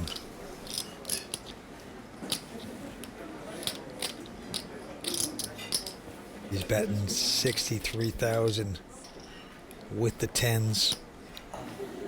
And Vasily now going to raise it, hoping the ace hit his opponent, or he'd get his chips in there. He's making it 176. And a quick call by Mosen. Well, Mosen just not buying it. Thinks if an opponent had an ace in his hand, he would have raised him pre-flop. That didn't happen. Down to the river we go. It's a 3 of clubs, pairing the board. All in. Whoa. Vasily now goes all in after the board pairs. Here's a hand where Vasily raised on the flop. All the money would have been in there on the flop, I promise you. Now, is there a chance Mosen can get away from this? Because the ace hit number 1, and number 2, he hadn't seen Vasily get out of line yet at this final table. Every time he's put a big bet out there, he's had the goods. Look at this laydown. That is a world-class getaway there, Vance. Okay, Vasily Forceout, the chip leader. He's 36 years old, a father of 2, married. He's got $5 million up against Mosen, who's got about 470. Over a 10-1 chip lead for Vasily. The man from Belarus could become the first player ever from Belarus to win a WPT title, and right now, he is really in the driver's seat. He's got Jack-9 right now. Let's see what he does with this. Yep, he's going to go up. 65,000 to go. Mosen taking a look at a interesting 6-4 of clubs. Got one of those hands you want to see a flop with. Can't really spare the 35,000, but calls anyway. Yep, he's going to gamble. The flop is 4. That's good. 6, 2 pair, and a jack. Unbelievable. 2 pair versus jacks. Well, the dream flop for Mosen, he checks. Vasily bets 65,000 here. Oh, and Mosen is going to raise, of course, 200,000. All in. Call. Vasily quickly goes all in, and a snap call by Mosen, and here we go. Well, Mosen in great shape to double up here. Mosen just doesn't want anything crazy to happen. So the first step of the long comeback could be made right here by Mosen. Or it could be over. You play those slop hands, sometimes they backfire. We will see right now. The man from Belarus gets up, and here we go with a turn. It's a king of hearts. That's safe for Mosen, still out in front. Yeah, Mosen just got to dodge a king, jack, or a 9 to double up here. Young man from Chicago, Mosen Charania, in a good place right now. Wants to avoid disaster with the river card. Let's take a look. And he does as a deuce of clubs appears. He's going to win this pot. Well, Mosen starting to believe a little bit here now, saying, look, I've been due for some luck at a WPT final table. I've made 3 of them, haven't had any luck yet. It's my turn. Yup, a nice double up. On to the next hand. Mosen this time with the Motown hand, Jackson 5s. Well, here you go, a little pep in his step here after winning that last pot. Raising here with a Jack 5 offsuit. A little steam by Vasily here, it looks like. He is going to re-raise with just a Queen 9 offsuit. Makes it 163,000. Going to put too much pressure on Mosen. And the man from Belarus will take this one down. Now, you don't know if that was a good read or just a good steam re-raise, but whatever, it worked. Vasily has played only 2 WPT events. This is his second cash, first final table, and this time he's got a 9-4. He is raised, and Mosen with a Queen 10 just calling. Lots of cat and mouse play going on down the stretch here. Here's the flop, it's King 10 Jack. Well, Mosen's got a pretty good hand. Bottom pair with an open-end straight draw. Vasily makes a continuation bet, of which Mosen calls. So we're going to the turn here. And 8 of hearts comes off. Neither player has a heart in their hand. Mosen checks. And Vasily will also check. To the river we go. It's a queen of hearts. Now there's 4 hearts on the board and an open-end straight. Vasily has that. He has a little straight. He is betting the sucker into the straight here, Vince. 75,000. Only way he's going to get called is if he's beat, in my opinion. Mosen lays down 2 pair. Good laydown it was. We have seen some epic battles on the WPT, and one took place here in Season 3. It is Tony G, the Australian airbag, versus Surrender Sooner. I can see your eyes as well. Tony trying to get in his face. You gotta get darker glass. You talk about the poker bully. Look, I'm gonna find the big hand. A nice flop for Surrender. He's flopped top pair here. I checked blind. I just looked in your eyes, man. 36. I raise. Oh, he's gonna get daring here. Wow. Folks, he's raising with absolutely nothing. Another 104,000. Well, the turn card is a 5. 201. He's gonna do it. 201,000. You gotta like it. It's a nice bet. But he makes the call. Well, the river card is the 4 of hearts. I'm all in. Oh, but he goes all in. Gotta love this. Unbelievable. Incredible gambling, Mike. Can he make this call for 651,000? It's good. He lays it down. I got a 4 on the river, but I had the heart and the commitment to this game to win the spot. If you have anything, just call. Close your eyes and hope I don't hit. Well, I tell you something. That man is like the crazy uncle you like to avoid, but you just can't. Always in your face. But what an entertaining player. Tony G at his best. What an exciting final that was, I might add. I don't think we've ever seen more emotion at a final table than that one. Now look at this hand. Mosen has picked up the ladies. He is raised. Call. And an all-in and a quick call. Unbelievable here. Vasily Wince is the first time he's made a big move without a real hand here. It could bite him right in the butt. Человек играет от 2 пар. Пора снизу и закончить. A big moment here at the Aviation Club. Ace, king, jack. No, ace, king, queen, okay. Ace, king, queen, diamond. Everyone's jolly before the flop because you just don't know what's going to happen after the next 5 cards. There's the burn. It's a king, Oh, God. a 9, and a 5. And queen. And Vasily looking for a queen, of course. Queen. 5. Mosen looking for the board to pair, where no matter what would come off then, he would win this pot. Queen's out in front still. Mosen hanging in there. The turn is an ace of diamonds. So Mosen just has to dodge a queen on the river to double up yet again. Can he make this work? Yes, he does. As a deuce of diamonds comes off. So Mosen, the dream stays alive, doubles up yet again to considerably close the gap in chip count. The ladies are lucky for Mosen as he doubles up yet again through Vasily. We've got plenty more action to come, plus Tony Dunster will give us the raw deal, and we'll take a quick trip with the Royal Flush Girls to a local patisserie to make a colourful Parisian treat. What is that? Hello, I am Dalia. I am with Sonia. We're the European Royal Flush Girls and we're here in Paris for the WPT Paris. And what better way to start our day than make some macaroons here at a seed. So Jonathan's been in the kitchen all day preparing the macaroons for us. So we got the shells here, we got the filling, now we need to know how to put them together. Oh, I said that. Look, I'm under pressure. It's really good when the camera comes. Okay, so the filling's in. Look at What is that? Do is put the top on. Perfect. Are these good enough to sell in your shop? Yes. Yes, Of course. look at that. Of course. Had an amazing time making some macaroons. Got some to take home. Let's go and have fun with them in Paris. See you later. And Vince, don't let the Royal Flush Girls around me with that candy. Having a great time all week long here in Paris. The heads-up battle continues, Mike. And the Andes are going up to 20,040. Mosen with a nice comeback. And now it's on him. He's got a 9-3, and he's going to raise. He started this heads-up battle as a 7-1 chip dog. Now he's just a 4-1 chip dog. Vasily with ace-6, but not going to raise. I was shocked he wouldn't raise here. with ace high, Vince. Very curious.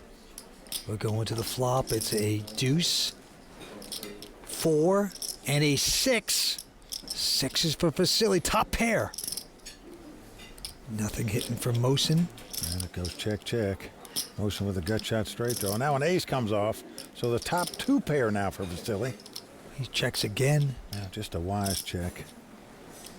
He's going to induce a bit out of Mosen, and look what's happened. Boom, 65,000. It's going to be hammer time now. Vasily's got him where he wants him, and of course he is going to raise. And Mosen now saying, why didn't I check? I could have hit the gut shot. I'm pretty street smart. I'm from Chicago. I get it. I'm out. That's all it takes. Vance, I know you always love having fun at the poker table. You know, you're the guy that's always talking it up, hamming it up. You know, you're just such a social butterfly. That's me, a little social butterfly. But what is the point of playing poker if it can't be social? It's a social game. It's a lot of fun. Well, Vance, the game has changed at Club WPT. We've just given the site a whole new look with improved social networking features where you can chat with everyone at the table, and you can even buy everyone a round of virtual drinks, just what you like to do. Virtual drinks, I do. I love that. That's great. Folks, listen, if you like to have a good time at playing poker in a fun environment, then check out clubwpt.com today. It's easy to sign up, and trust me, you'll have a great time. Back to the felt we go. And here we go. It's going to be on motion again. 90. And he's going to raise again.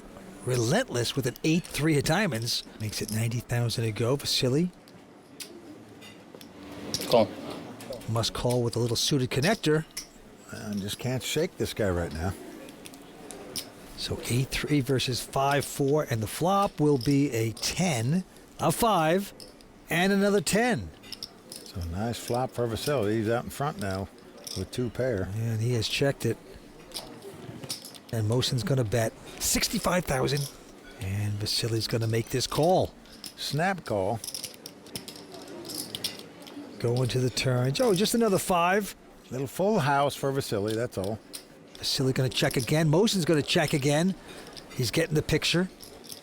Enough's enough. He's thinking 4 hits on the river. Does not help Mosen. But Vasily will bet. He wants to get a little value out of his full boat. It's 130, and Mosen goes away. So you play those junk hands like Gus Hansen. Sometimes it pays off. It did right there for Vasily. We're pretty close to where we started in terms of chip count. Vasily with just over a 7-1 chip lead. And the antes will stay at 5,000. The blinds will be 25 and 50 now. So onward we go. Mosen. All in. He says all in. Call. And a quick call with the ace-6. Well, this could do it, folks. Mosen up against it right now. As the cards lie, Vasily a 3-2 favorite to win the pot and take down this title. Good job. Hello, Renee. Don't worry, buddy. Queen of I clubs. was hoping not to see you until the end of it all, but we're gonna need another one, Garcia. Какая девушка грустная, понимаешь, сейчас закончится турнир.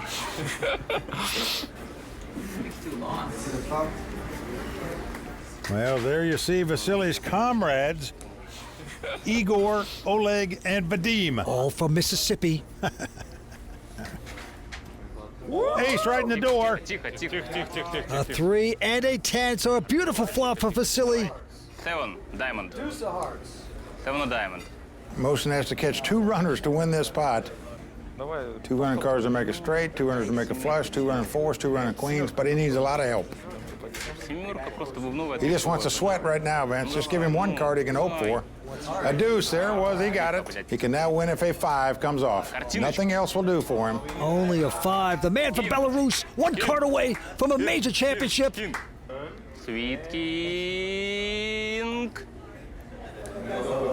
Can it be? Here we go to the river. Wow! 2 runners to make a straight. Can you believe that? Unbelievable. The dream lives on for Mosen as he makes a complete suck out, hits 2 runners to make a straight. Wow. The man from Belarus in shock at the moment. What the heck was that? Almost impossible. But he's done it. Wait, you guys didn't think it was coming? It's not over. Stay with us. We're coming back with more action on the World Poker Tour as this continues. Oh, sickening. You gotta be kidding. Good for TV? Yeah, you know. Come on. Season 12 of the World Poker Tour is brought to you by ClubWPT.com, where VIP members can win their share of $100,000 in cash and prizes every month. ClubWPT.com. Never lose a dime playing poker, guaranteed. We are heads up at the Aviation Club de France, and in addition to all the money, there are 1,000 WPT Player of the Year points waiting at the finish line for tonight's winner. Last year's Grand Prix de Paris champion and reigning Player of the Year, Matt Salzburg, proved that all earned points are valuable and that it takes more than a single victory to cross the finish line. With Season 12 just getting out of the starting gates, the Player of the Year race is wide open, and both Mohsin and Vasily will be making their presence known on the leaderboard. As always, we'll keep you updated on the status all season long, but for now, let's get back to the action with Mike and Vince. The heads-up battle continues here in Paris. Well, as you can see, Vasily now only has a 2-1 chip lead over Mohsin, as opposed to a 7-1 chip lead when we started this heads-up battle. Let's go back down to the table of fate. Vasily Forceout. He's got a huge hand. Ace, king of hearts. Oh boy, would he love to get it all in before the flop with this hand. He raises here. Mohsin just calls with the queen 10, so we're going to have a flop. Ace, king versus queen 10. And the flop is a 9, jack, 8. That is a straight for Mohsin. Incredible flop for Mohsin here. And they both check. 3 of spades on the turn.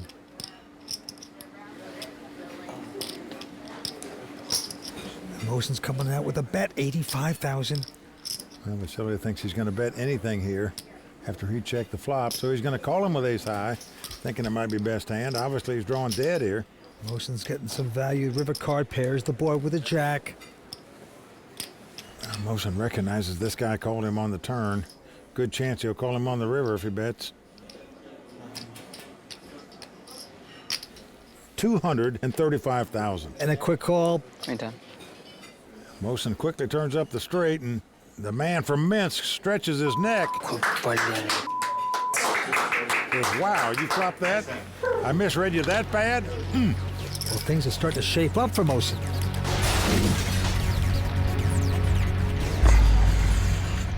Last year, I feel like I got a little unlucky, even though the final table was really stacked. Had the chip lead for maybe a couple hands, and then just everything fell apart. And Vance, the guy, just had no luck in all-in situations. I think this year I have a much better chance because I'm the most experienced player at the table, and I think that's where I'll have a huge edge. This is my 3rd WPT final table, and hopefully the 3rd time's the charm. The 3rd time could be the charm, that's for sure, the way Mohsin's running right now. And the blinds are going up to 30 and 60,000. And he stays at 5,000. Here we go. Vasily, father of 2, has a 6-3, will raise to 130,000. Yeah, Mohsin's going to make the call with the 7-5 of hearts.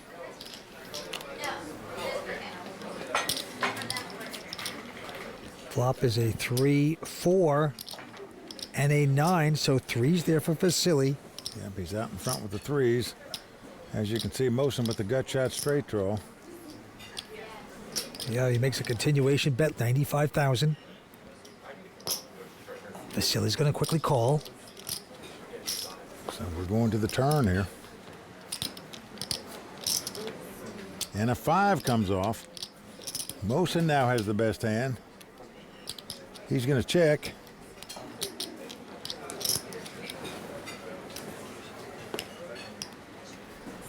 You can't blame Vasily for betting. He's got a pair and an open and straight draw. Yeah, he bets 155,000, and Mohsin will make this call. Down to the river we go. Let's take a peek. A 6 comes off. Oh, boy. The dream card for Mohsin, he's made a straight. And Vance, what I love is he's going to lead out and bet. He's not going to give his opponent a chance to check behind him. He's going to make him guess as to whether he's got the straight or not. And there you have it, 420,000. Vasily, who's got 2 pairs in a tough spot. He's going to make the call and not going to like it. Oh, wow, he is starting to swear in Russian. You can just tell. And Vince, with that pot, we have a new chip leader in this heads-up battle. And that is the 28-year-old from Chicago, a man that has made 3 final tables on the WPT, has never become champion. It is Mohsen Charania out in front with $3.4 million. Well, Vasily was shaking his head that last hand because he knows a 6 is the only card that could come off that could cost him money on the river, where he made 2 pair and his opponent made a straight. Okay, on to this hand. Mohsen with the 6-4 of hearts, and he's called. And Vasily has an attractive Jack-10 of clubs. He's raised to 165.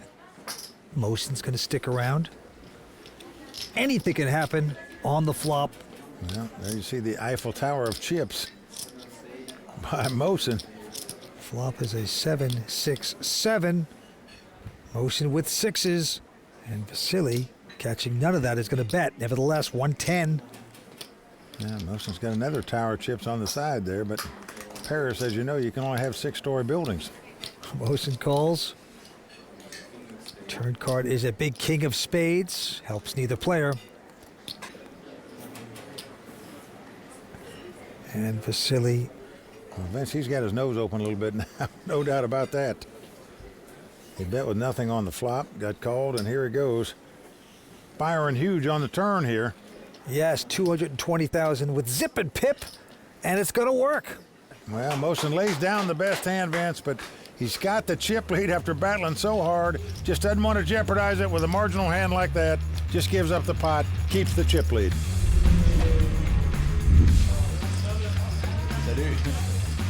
It was a really nice match. Yeah, I'll try.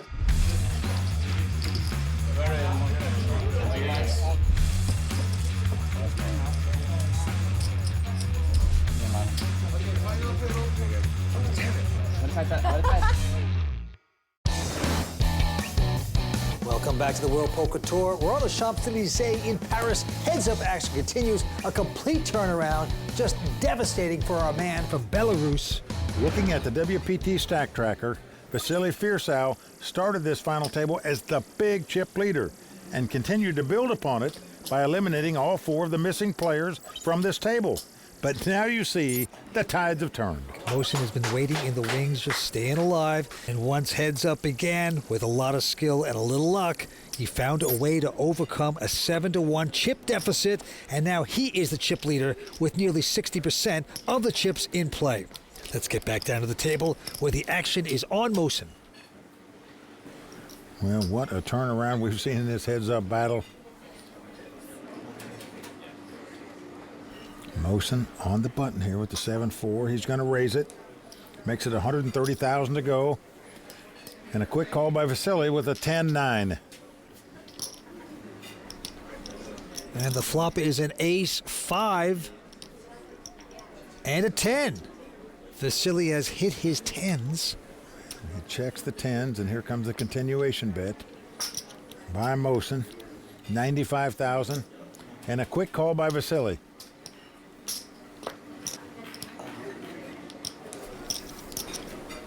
Turn card is a king of diamonds, helps neither player. So possible straight out there. Vasily checks. Mohsen, no hand, no draw, no card he can catch to win the pot, but he is reaching for chips. And a healthy amount of chips, 215,000.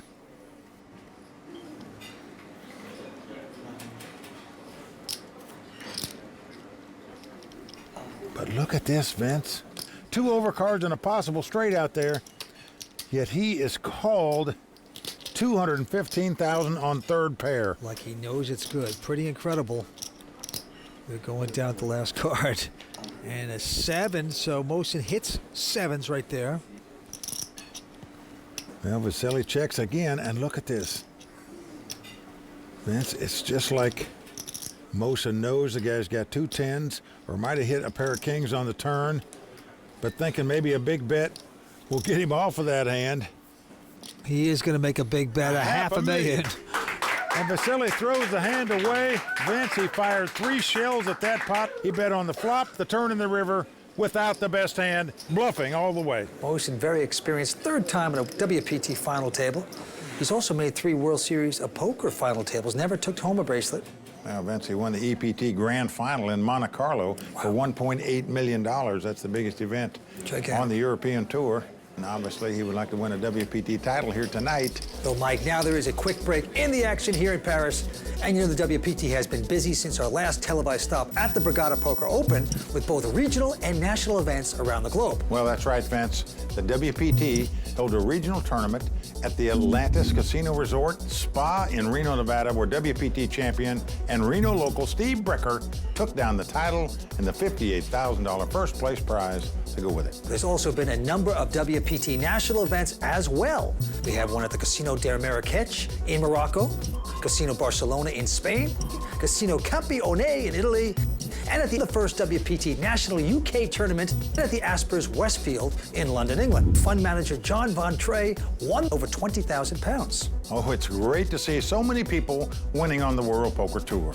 And if you would like to join us, log on to WPT.com for a complete tournament schedule.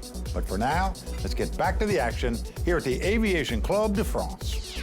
Mohsen is $3.5 million. Vasily's $2 million. Well, I am just wowed by that last hand. Wowed, Mohsen fired 3 shells, and just as wowed that Vasily suspected something was up and called him on the turn. And if Mohsen doesn't bet that river, we're praising Vasily for how great he played that hand. Wow. All right, action back on Mohsen. King 4 of spades, just calling this time. Gonna change gears here. Well, Vasily happy to get a flop here with the 4-3. The flop is a deuce 4 and a queen. So Vasily slopping around, hits 4s, but also Mohsen hits 4s.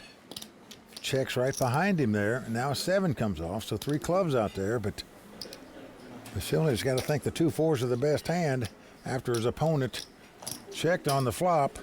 So he's going to bet the turn with 4s on a flush draw. But Mohsen calls him with just 2 4s. River card is a deuce. That doesn't change anything.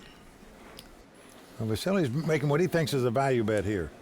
He's not bluffing. He believes his 4s are the best hand.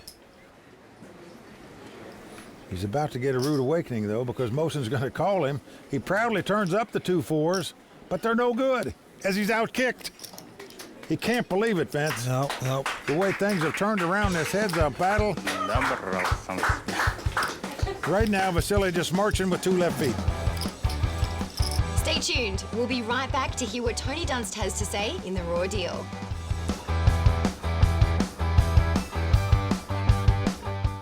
There are 100,000 reasons to love ClubWPT.com because as a Club WPT VIP, you get the chance to win a share of $100,000 in cash and prizes every month. ClubWPT.com. Never lose a dime playing poker, guaranteed. Right now it's time to take a closer look at tonight's play, so let's check in with Tony Dunst and the Raw Deal.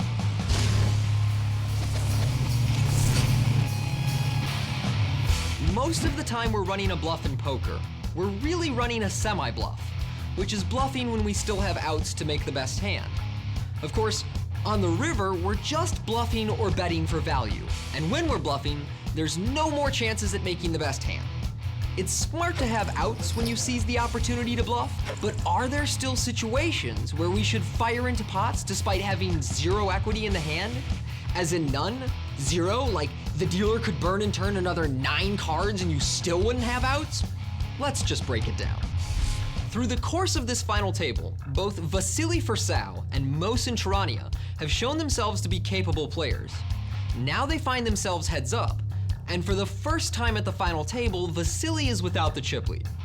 During the hand, Vasily raises Jack-10 suited and Mohsen calls 6-4 in the big. The flop comes 7-6-7, and Mohsen calls a small bet with his pair. When the turn brings a king, Vasily fires a second barrel and Mohsen makes a tough fold. Although Vasily was unlikely to make the best hand, his bet would fold out many ace-highs and small pairs. But Mohsen knows about bluffing with no equity too. We saw him raise the button with 7-4 and get called by Vasily in the big blind with 9-10. The ace-5-10 flop totally misses Mohsen, but he follows through with a standard small continuation bet. Vasily calls the bet, and just like the previous hand, the turn brings a king. Knowing he can't win at showdown, Mosin fires again, hoping to fold out a 5 or a 10. Vasily calls again, and the 7 on the river gives Mosin 4th pair. But he still doesn't believe his hand can win at showdown, so he fires a 3rd barrel for a $500,000.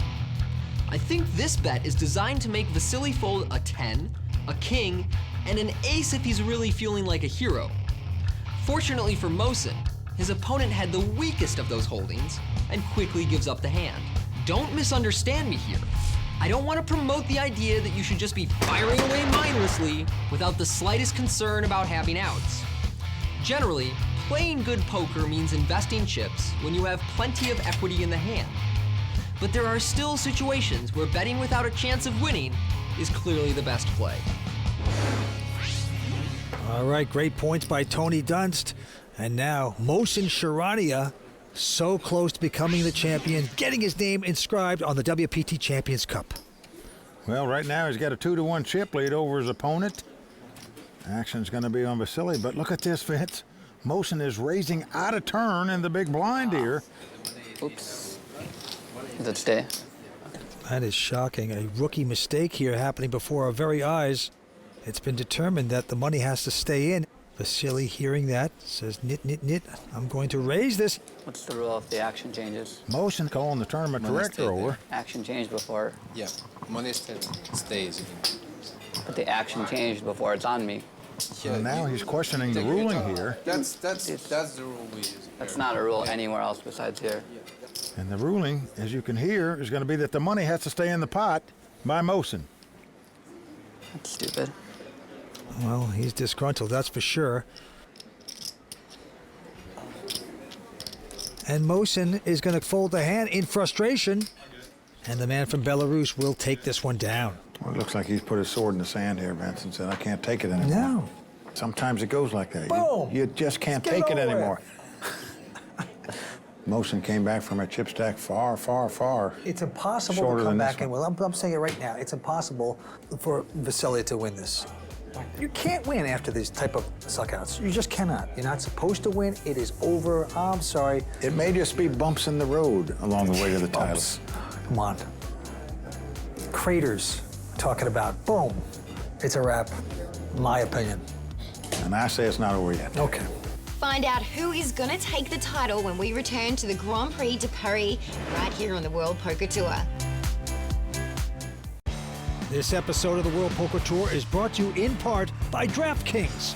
If you like poker and sports, then you're going to love daily fantasy sports at DraftKings. Go to DraftKings.com, enter promo code WPT, and start playing today.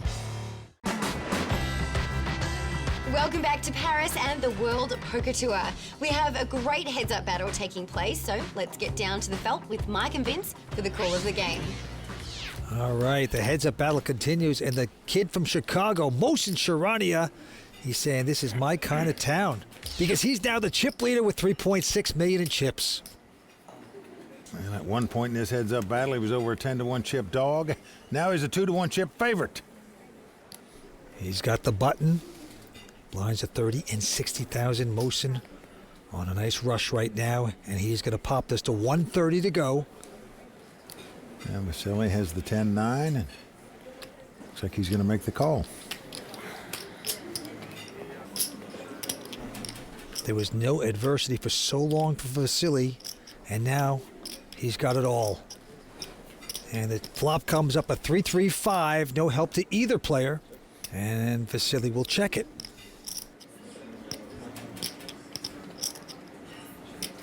And even though Mosin gets none of that, he is going to bet it. But look at the bet size of Mosin, Vance. So he's only betting about 25% of the pot, and yet he's winning it. And look at this, Mike. Vasily has to give up the $1 million plaque here in Paris. He hands it over. He's saying, I'll take back a little change. And right now, Mosin holding the bully chip. And Vance, when there's $1 million plaque and you've got it in a heads-up battle, that's a good sign. Okay, now the antes are 10,000, and the blinds are going up to 40 and 80,000. Action on Vasily. Yeah, he looks down at a Jack-10.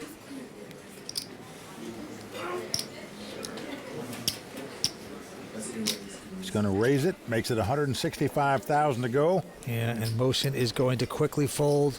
saying, you can take this pot. You look like you need it.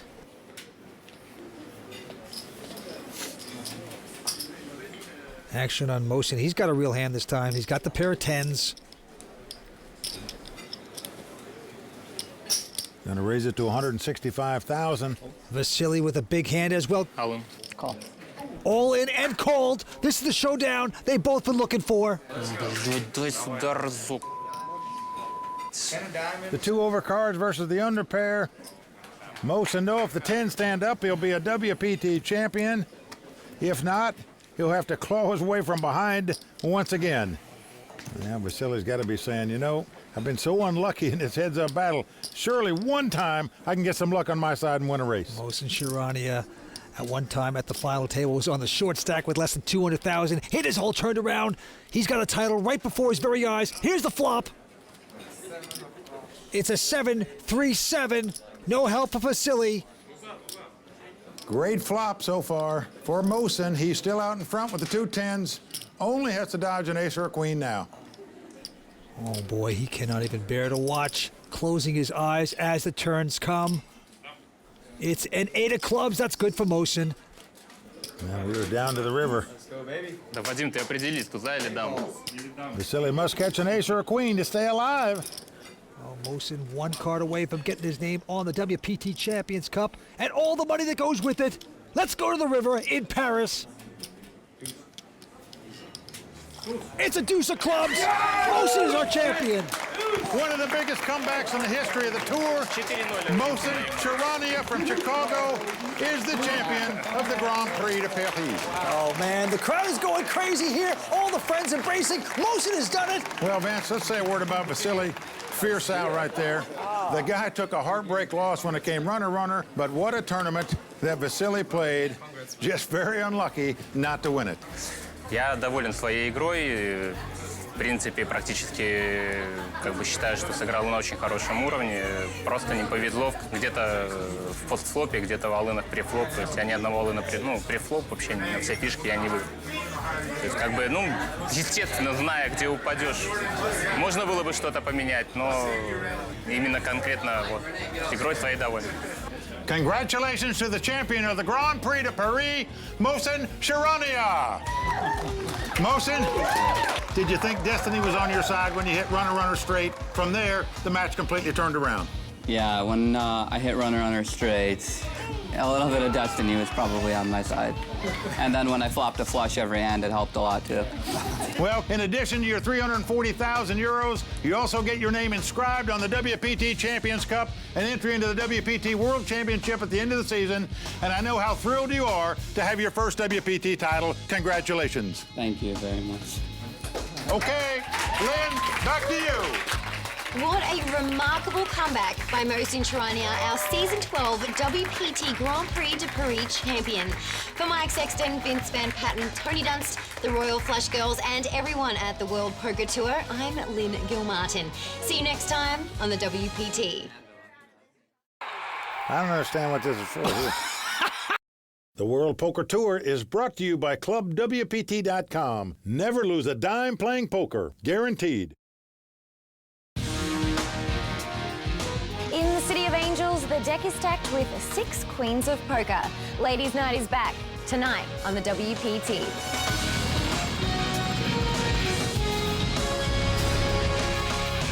Well, the crowd all standing. He is circling the drain. They are going bare knuckles in the center of the ring. He needs the extreme miracle.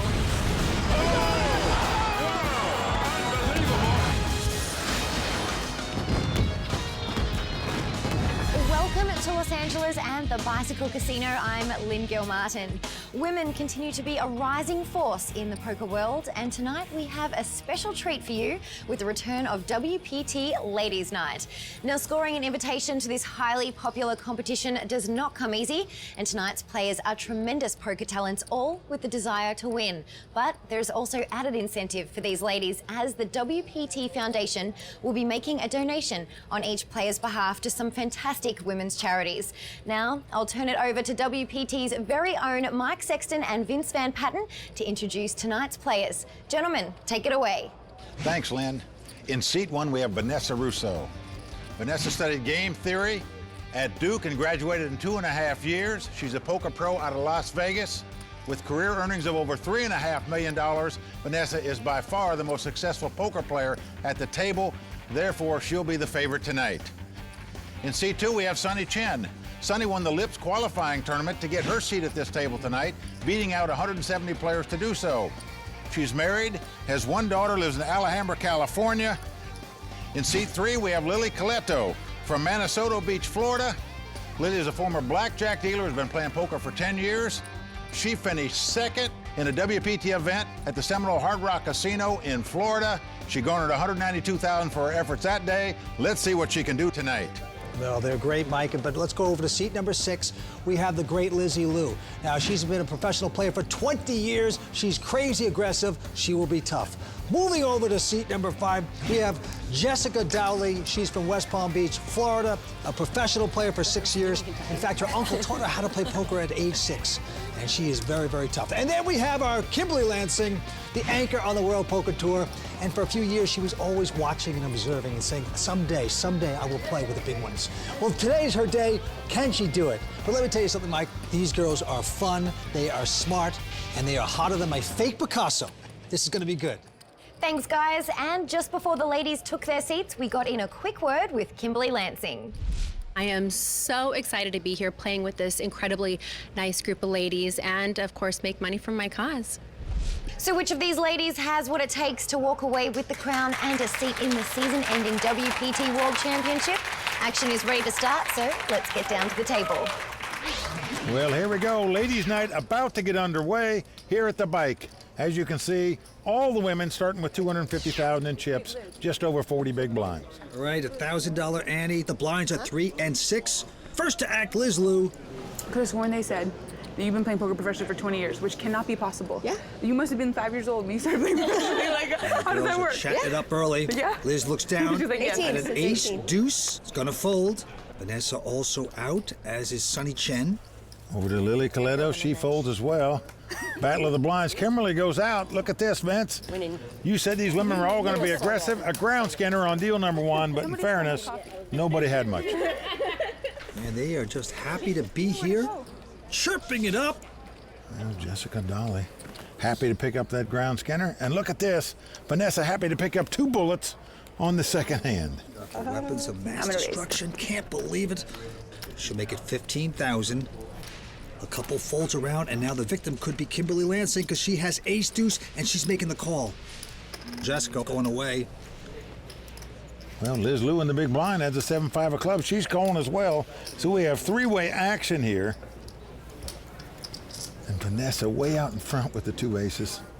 Flop is Jack 7 deuce. Liz Liu checks. Now Vanessa with the overpair, of course. Gonna splash in 25,000. Kimberly luckily escapes. Kimberly throws away bottom pair, but look at this. Liz has middle pair.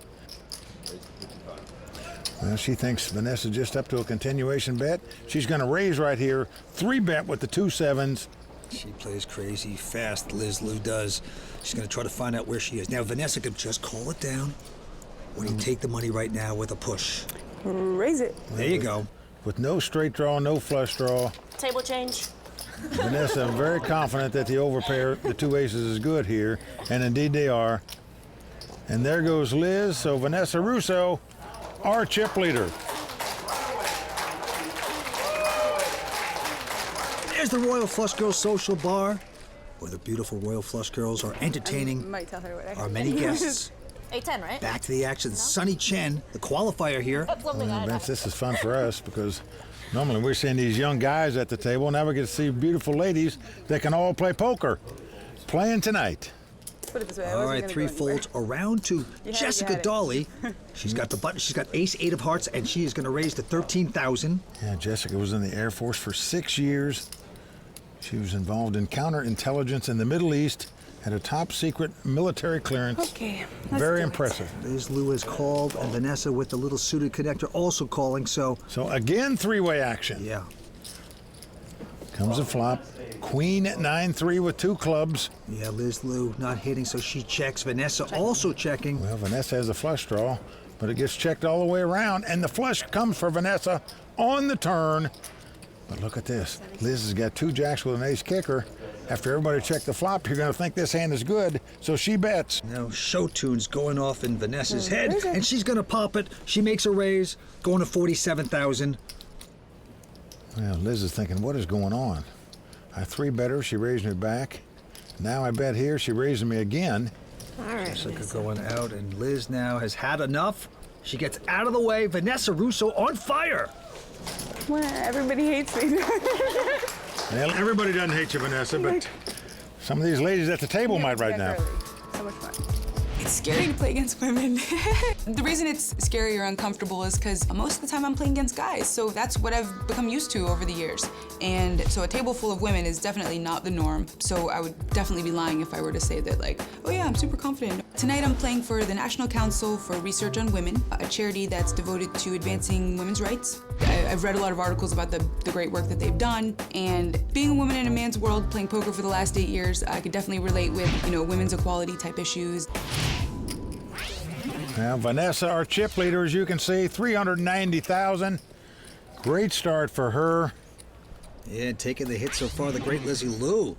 Down to only 147. Back to the action here. Quick fold by Lily.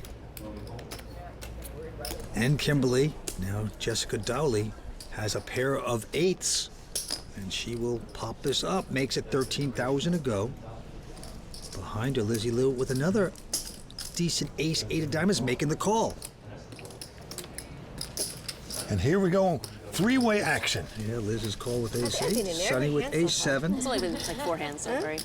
They're smiling at the table, and so are we. Here we go with the flop. It's a 9-7-5. Look at this flop for Sonny. She's flopped a pair of 7s and the nut flush draw.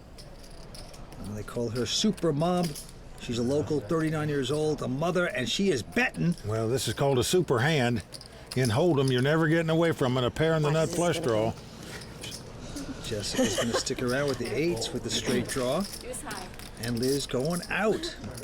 Now a 10 comes off. So Sonny still has 2 7s with the nut flush draw. And she is going to fire again. She certainly is. No hesitation. Looks like 32,000. Sonny had to beat out 170 players to get this spot in here. 32, right. Now Jessica with the open end straight draw. And the 2 8s is going to look her up here. She has made the call. Down to the river we go. The mystery card is a 10 of clubs. Sonny didn't hit there, only 10s and 7s. And look at this. Can she fire 3 times, Mike? Does she have the guts to do that? Wow, Vince, she is firing again. And she is betting with mediocrity. Well, Vince, when she fires a 3rd shell here, you just put her on a 9 or a 10 in this spot. How about that? Jessica folds the best hand. That's Sonny's husband, David, rooting her on here tonight. And she just bet her opponent right out of this pot. Your 9 was good. Oh, wow, Jessica, you don't know how wrong you are.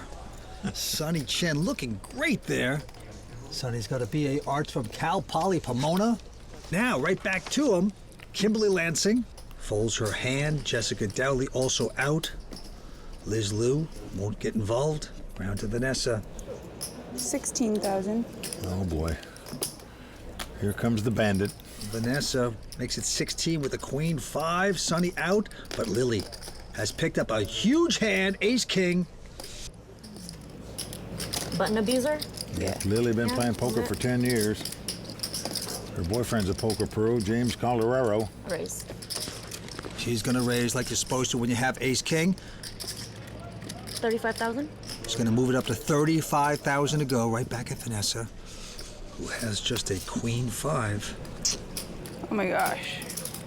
I think I'm getting like unbelievable odds here, but I'm not gonna mess around. I don't know, queen high. It's not too bad, right? The queen's not bad, but the other card with it was horrible. You're not gonna show that one, huh, Vanessa? Well, she makes a good drop. Lily getting on board there, taking down her first pot of the night. Looks like the WPT Foundation Ladies Night Invitational is off to a great start. And coming up, we'll hear what Tony Dunst thinks about tonight's play in the Raw Deal. Plus, learn more about the worthy causes that these ladies are playing for. Stay tuned. The WPT Foundation supports global charities throughout the year with special events and online auctions. Please visit WPTFoundation.org to find out how you can help the WPT Foundation in playing for a better world. Welcome back to the World Poker Tour. We're at the Bicycle Casino in Los Angeles. Ladies' night is here.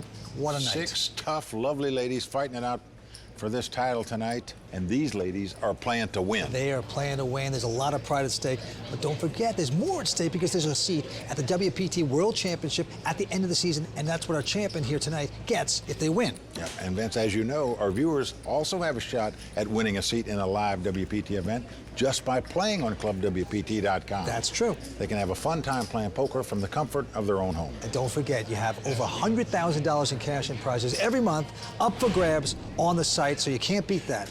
Check it out for yourself. Sign up today, clubwpt.com. Never lose a dime playing poker, guaranteed. All right, our chip leader is Vanessa Russo. Everything going right for her so far. Yeah, Vanessa, the Duke graduate, in stroke tonight so far. Back down to the table, the local Sonny Chen quickly folds. Now Lily Coletto, 30 years old, also going out. And it's on our very own Kimberly Lansing, who's finally picked up a solid ace-10. I couldn't resist. I mean, Good job. Look at this.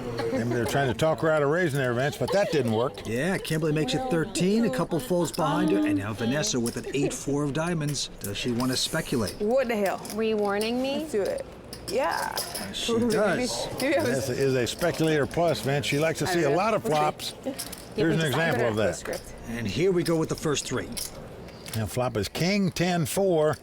Vanessa flopping bottom pair and the backdoor flush draw, but Kimberly's got middle pair with top kicker here, out in front, and she is betting. She does make a $35,000 bet with the 10s.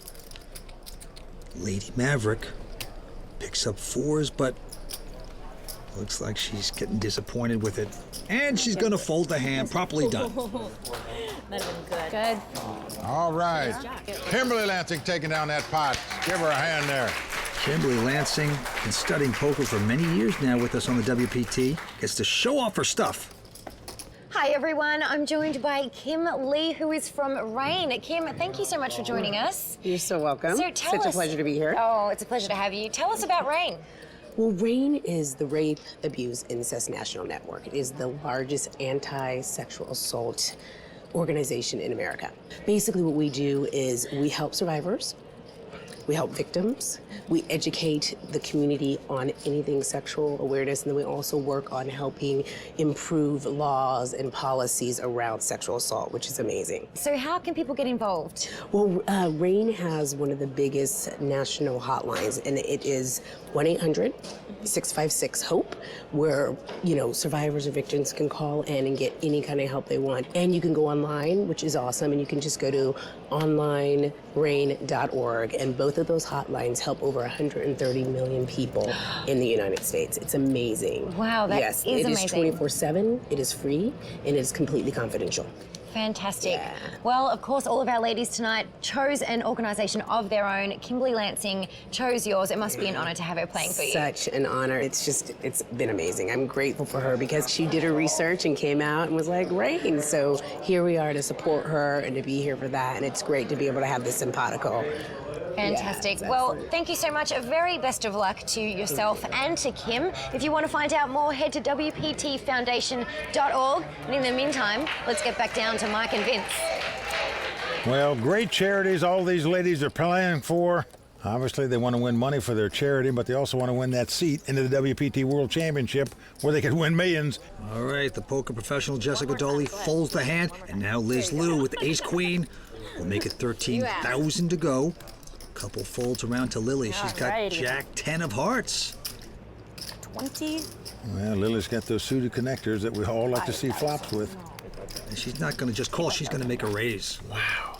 She 3-bets with the Jack 10 of hearts. Well, Kimberly out. And Liz going to make the call with the ace-queen. Aggressive play by Lily. And the flop comes up. Aces and queens for Liz. What a flop. But look at this. Lily going to make the continuation bet here. She bets 18,000. With zip and pip, inside straight draw. That's about it. It's a continuation bet. Now Liz not going to raise. What do you need? She's going to okie dokie her along. Yeah, nice call by Liz. Reeling her in here. The club's not going to change anything. 30,000? Lily staying aggressive, Vance. This time 30,000. And Liz is going to go back over the top. Says that's enough. Ooh, that's good. Is it? I'm still drawn to a pair. No. Oh, Liz, you got me. You think you're pushing the person around, all of a sudden you get the finger poked right in your chest. Nice Lily hand. goes away, and finally Liz Lou is going to take home a pot. Well, that's just what she's saying, Vance.